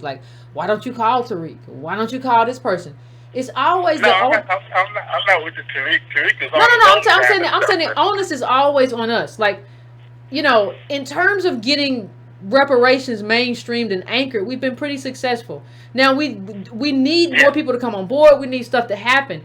But it's almost like the onus is always on us to chase other people around, right? So, I in terms of linking up, I haven't gotten an email from anybody, and I've been kind of busy, right? So it's kind of like the onus is always on me to kind of follow people and chase them around and figure them out. But you got to find them and find.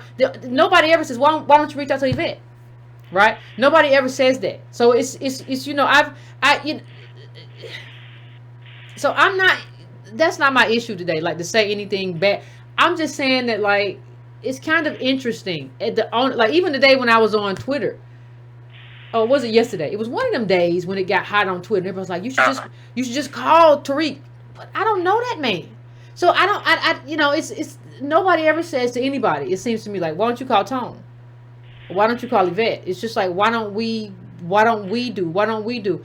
We're not an organization in terms of, we don't have funding and secretaries and all of the stuff that people talk about, and we've done okay, in terms of what we've done and how we've anchored this, right? So I don't know why. I think maybe somebody should ask him, you did it and you tried and you weren't successful, and these people have gotten this in the mainstream media, they're pushing. Why don't you move away from Boyce and try to talk to them? That would seem to be the move to me, right? That would seem to be the move to me. So that's my answer to your question. And I'm going to try to move to some people who were hopefully at the Supreme Court today. But I thank you for calling in, fam. I appreciate it. I appreciate it. Everybody, why don't you call? Why don't you go? Listen, I'm not here to have no disrespect or nothing like that. I'm not trying to do that. What is this? Oh, I was putting this up. The woman said, "Yep, she definitely didn't." When they're talking about what happened with Tariq, she said you got ADOS on one side and the paid protesters. Wait a minute, did the lady say this? Oh, Tariq. She definitely didn't. She said you got ADOS on one side and the paid protesters who wanted to keep power and Comcast on the other side. It was clear. Oh, you done said we was paid protesters and we wasn't. Oh, no. Oh no, Tyreek. You done did that? Nasheed. Tyreek Nasheed. You done said one thing when the lady said another? Somebody says yesterday led me to libations. Miss Lady, oh no! Why you do that for? Oh, he's grasping at straws. Oh, well now bless his heart now. Bless his heart. Okay, I'm going to the next call. We about to be lightning round, y'all. 860. What's your name? Where you calling from? What's on your mind? Hey, how's it going? Thank you, Miss Yvette, for picking up my phone No call. problem. I want to say thank you. I want to shout out to one of my friends down in Connecticut. That's ADOS that's represented. His name is Steve Munensky. He's repping hard, and he was down there. And I want to say thank you. He's also going to be at a little political event that we're holding in London in the Green Room in the 860 on the ADOS tip. So I want to say thank you for the data. Okay. We're going to definitely put it to work out there. And I just want to say thank you. We also reached out to some of the people in Yale that you, in the blue check, that was repping, saying not my Harriet and counting against it. And I wanted to also shout out and tell you that beware of the people who are not on the blue check tip that are in position of power. Some of these people, like when you go to like your NAACP and you talk about it, some of these people even repping and saying that they even want to go to the Harriet movie, which was really disappointing and disheartening. Knowing after you explain to them that these people are undermining our rights. So like I just want to keep that in mind. That's what some of the things that we're going through in the 860. So it's heartbreaking. But we're gonna fight through it. We're gonna fight through it. Okay. Appreciate it, Colin. So I want to say thank you. Yeah, I want to say thank you, and I want to say thank you for that data and giving us that information. We're gonna put it to work. Okay, fam. I appreciate you calling in and let us know what you about to do and what you got about to get busy with. You sure you had a paid caller? Anyway, I'm going to because that's what Tariq said everybody is. Where did my other caller go? That's something strange. Okay, I'm going to 206. 206. What's your name? Where you calling from? What's on your mind? Oh, how you doing, Yvette? Pretty good. How about you? Man, this is your second 206 call, man. I feel special, man. But I'll be. Hey, man, we're growing out here. I'm going to be really quick because I know it's a lightning round. You have a lot of information and data, so what I've been doing is having viewing parties, right? So, not today. A lot of people was busy. Normally, I have a lot of people. We just watch your videos and write notes and talk about what you talked about in the show and stuff like that. So we're getting better. We're growing.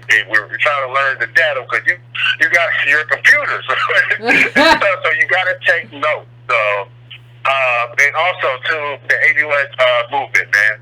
Look, I understand a lot of people are very frustrated, irritated, and I think what Yvette is trying to say, and this is how I kind of feel kind of offended. They're attacking everybody with their personal views, with no facts. Look, everybody, we have the opportunity to make our own videos, get Twitter. We can do whatever we got to do. We're just more than a Tariq Nasheed, okay? Now, my only thing with Tariq Nasheed, if you guys look at everybody's character, every person he falls out on is the same MO. They're agents. Oh, I knew something was funny about them. But you know what? If we keep a page from the mafia, if you bring me someone that is faulty and you knew about this, you're just as faulty. You will be held accountable. So why people don't do that with Tyreek? There's so many people from Umar to every single Washington, every single person. Oh, I knew something about him. Ooh, I'm tired of this dude. So my thing is this: maybe you need to start suing. You know, I mean, that's the thing because this is very detrimental of what we're trying to do. And I think sometimes we gotta stop playing nice and being cool. Say, oh well, we're gonna make a video. No, we're just gonna take it to court, do a Byron Allen. Byron Allen haven't showed us anything. You know what? We gotta do it the right way. We're gonna take you to court, and I'll bet you make an example of someone. I bet you no one ain't gonna call you no bot no more. But I love your show. Thank you. Keep up the good work. I got love for you, my sister. I got love for Tone. Hey, keep it going. Thank you, fam. I appreciate it. Now, and y'all keep it going. Like, understand that, like, that was y'all at Supreme Court doing all that stuff. Like, come on, we in there together. But man, y'all was killing it. So I'm just happy. That's all I can say. I'm going to 929. 929. What's your name? Where you calling from? What's on your mind? Hey, Yvette. This is Bernadette from the Bronx. How you doing? Pretty good. How about yourself? I'm okay, hanging in there. I had to call in about this matter that's going on with the Supreme Court and with this Tariq incident. I fell out with him online. I felt very highly disrespected. He called me a troll and attention seeking. And if you look on my Twitter, I'm under Better Love One. In the beginning, I retweeted his conference because I thought that it had something to do with you and Tone. Yeah. Come to find out, he never spoke to y'all. Never. So I'm giving this man, like I had supported him in the beginning until what drew the line for me and him was until he came out accusing me of being a troll when I supported him as far as following, subscribing to his channel, and listening to a lot of things that this man has said, which was positive at certain points. But my thing is, if you're going to sit there and talk bad about a group that's trying to evolve politically, and he knew this, he cannot say that he did not know unless he's politically illiterate. Well, so you have to be. I'm going to give you your props, Yvette, because when I came to your channel, that's how I found about you. It was not through him. It was through YouTube. And when I started listening, sometimes you just got to listen and weigh things out. If it don't sound right, then that means that person ain't right. Period. And this man is wrong for disrespecting women. He lied. He's lying on our group, and I don't appreciate it. He owes me an apology. I don't have a problem supporting people at all if they're doing the right thing and they're trying to do it the right way. But he's going around about it it's the way, it's not what you do, it's the way you do things. That's all I got to say. I love y'all, ADOS. Hanging there tough and strong. Don't let these people knock us off our square. Stay on your square, fam. Stay on your square. I appreciate that. We got to remember that. We got to remember that, fam. Stay on your square. And I want to talk to some of y'all who are like, oh, Yvette, you shouldn't have ever talked to Tariq. Listen, that's what you got to do to bullies. I'm sorry. Like, you just, and it wasn't nobody take down. Like, sometimes you just got to jab to get somebody off of you. It's not a cross. A jab ain't a cross. A jab just like, get off of me. Like, and then like, you just double down. Like, and you double down. Like, I just want everybody to think about this as they go to bed tonight. I'm going to take another call. But I want everybody to think about the fact that the day that we're dealing with this huge case and the day that we're trying to mobilize, he's causing all this dissension. And that's the lie about the ADOS at the thing. That's his 6th lie. How many lies are y'all gonna let this man tell? He's gonna do lies until one of the lies sticks. I gotta make up something else. The LGBT didn't work. The boy stuff ain't work. I got him to retweet, but he's a moist twat, and that ain't gonna work with him. So I gotta they Democrats. Oh yeah. I mean, how long are we gonna do this? How long are we gonna play with this person? Because y'all play with people way too long. Like, we have to, when we see who people are, we got to know it, and we got to move in a certain direction. We can't keep playing. So right now I'm going to 917. 917, what's your name? Where you calling from? What's on your mind?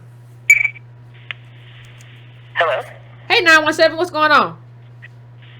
Oh, wow. Hi, this is Yvette from New York, but I'm in Washington right now.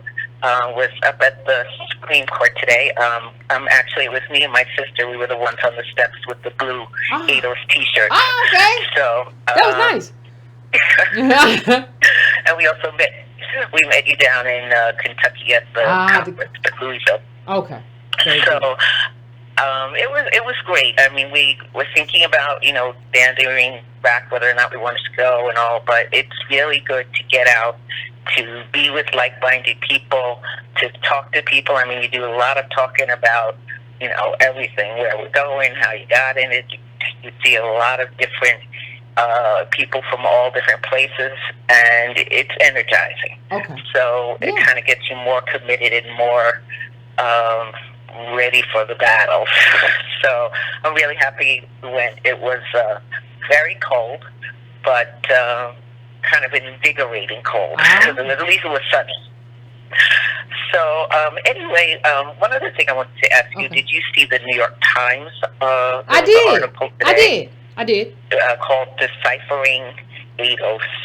So I was just wondering what your thoughts were about it. I mean, I don't know, I'm a little surprised that there would be a second article so quickly, and I just feel like the the writer is just kind of, she's not investigating, she's just putting out all of these kind of rumors, I was saying it's almost like someone sends you to go review a restaurant and you review it from outside looking in. Well, instead of really getting in, talking to the people who, are the principals, and really, making a report on it. There's a lot of innuendo and kind of, some people say this and some people say that, and, so I don't know what the motivation is there.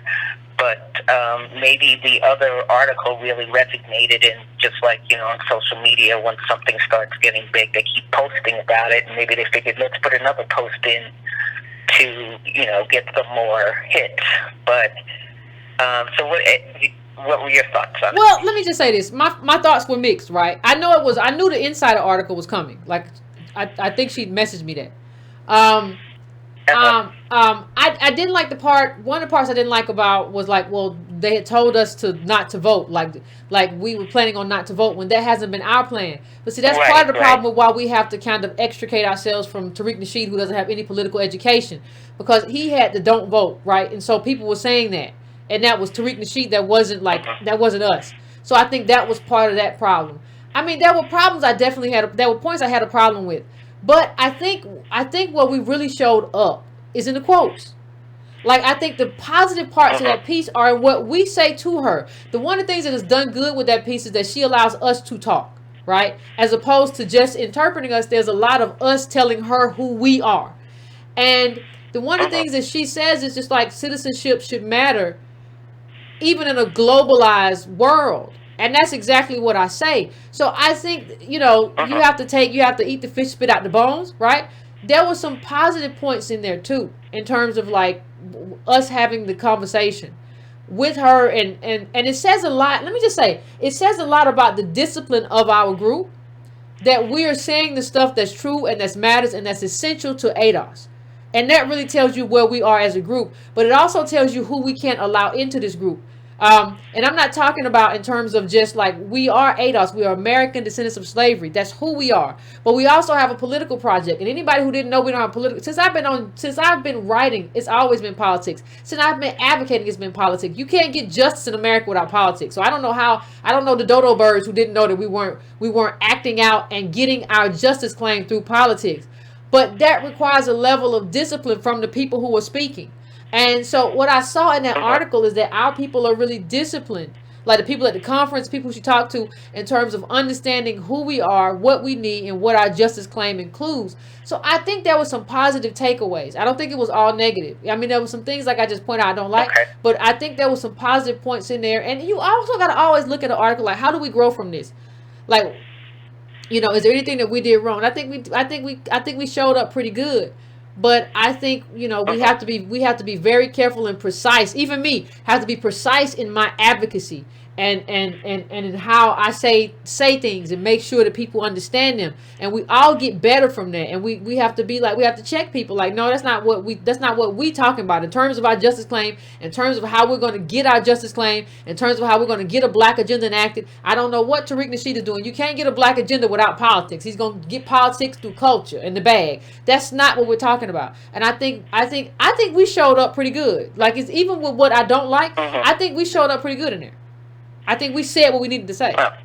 Understand how that could have went left so quick if somebody said something stupid. I'm just saying.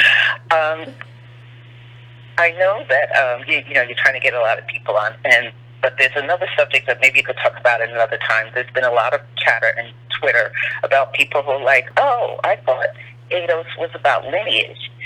What do you mean we have to be organized? I'm out of here then. So I'm baffled. I'm trying to actually reach out to some people on Twitter and kind of. Well, they're parents. They don't understand their thinking. But those are people. I'm shocked at that. No, those are people who are just parrots. Those are Tariq Nasheed parrots. Like, he's a puppeteer for those people.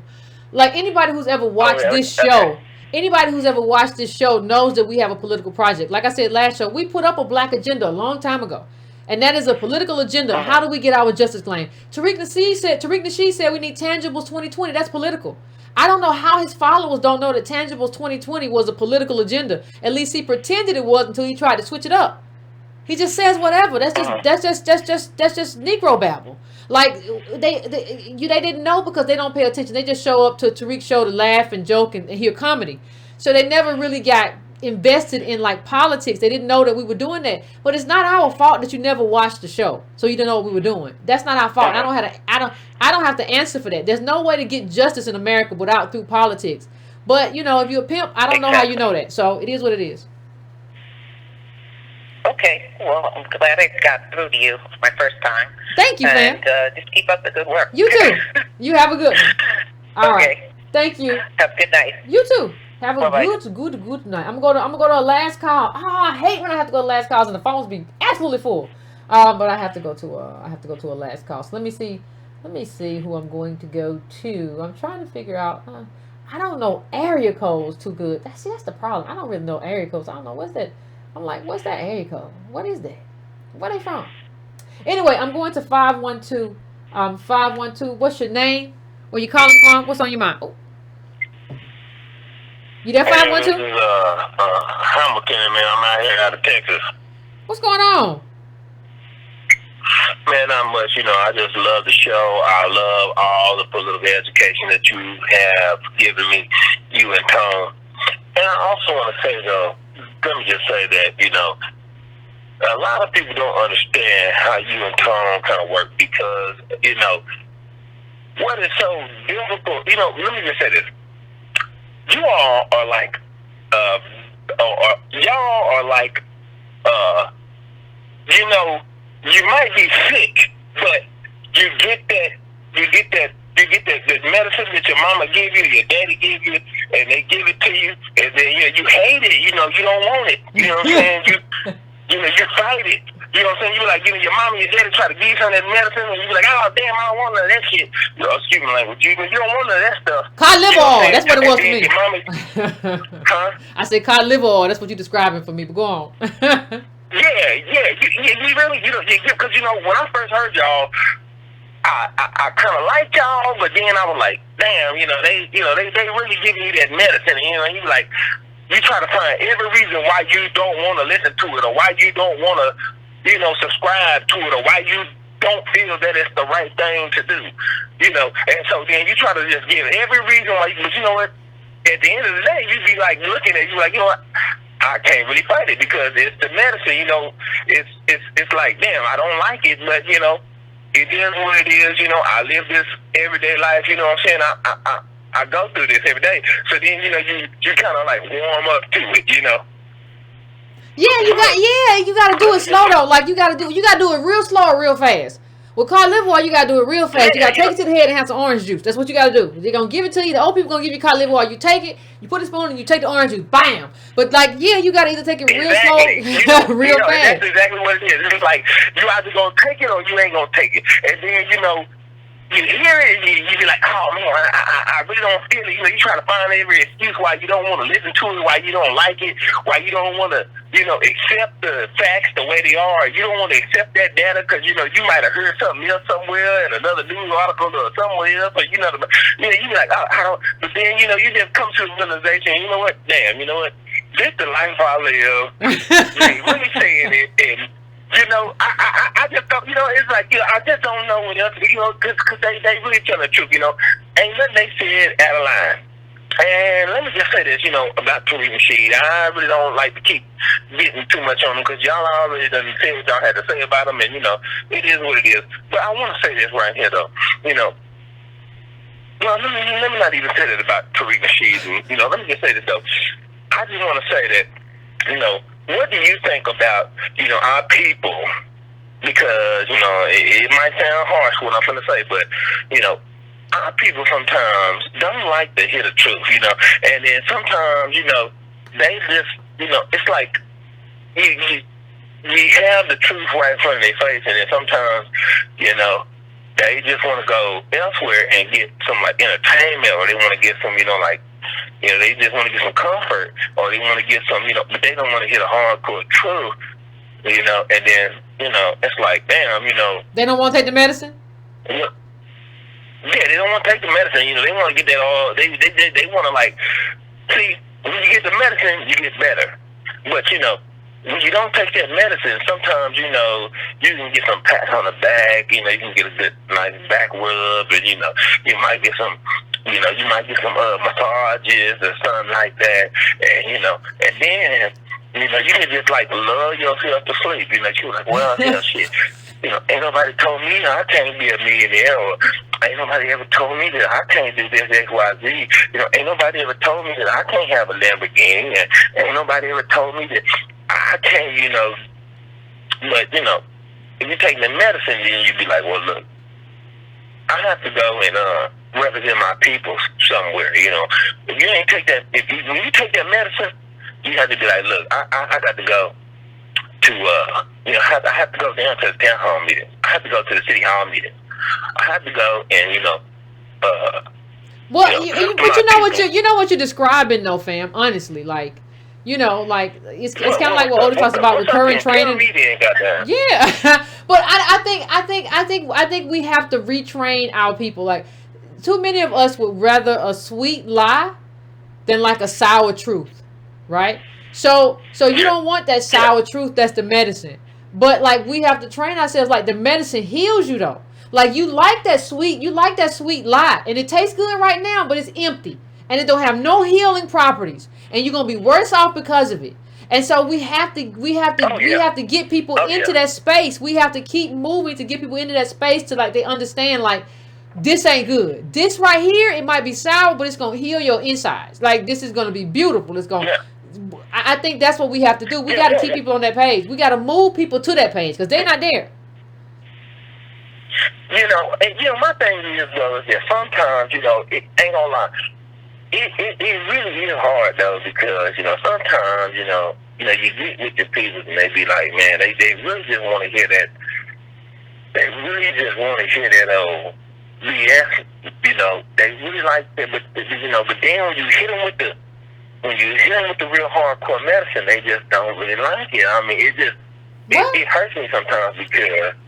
Ain't no need to be hurt. Like it is what it is. Like everybody gotta take their medicine. That's in all aspects of your life.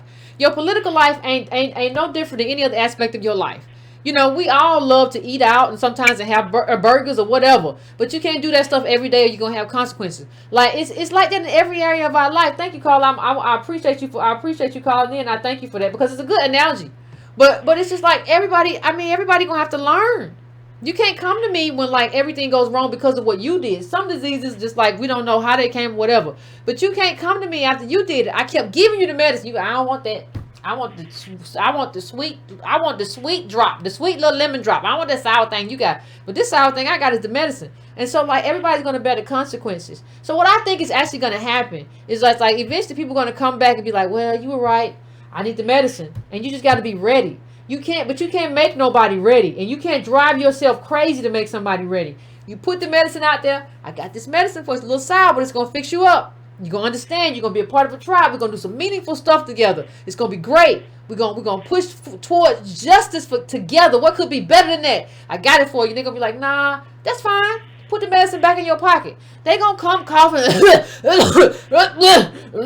You still got the medicine? And then you just got to still have it. Right? Don't just throw it at them and knock them in the head with it.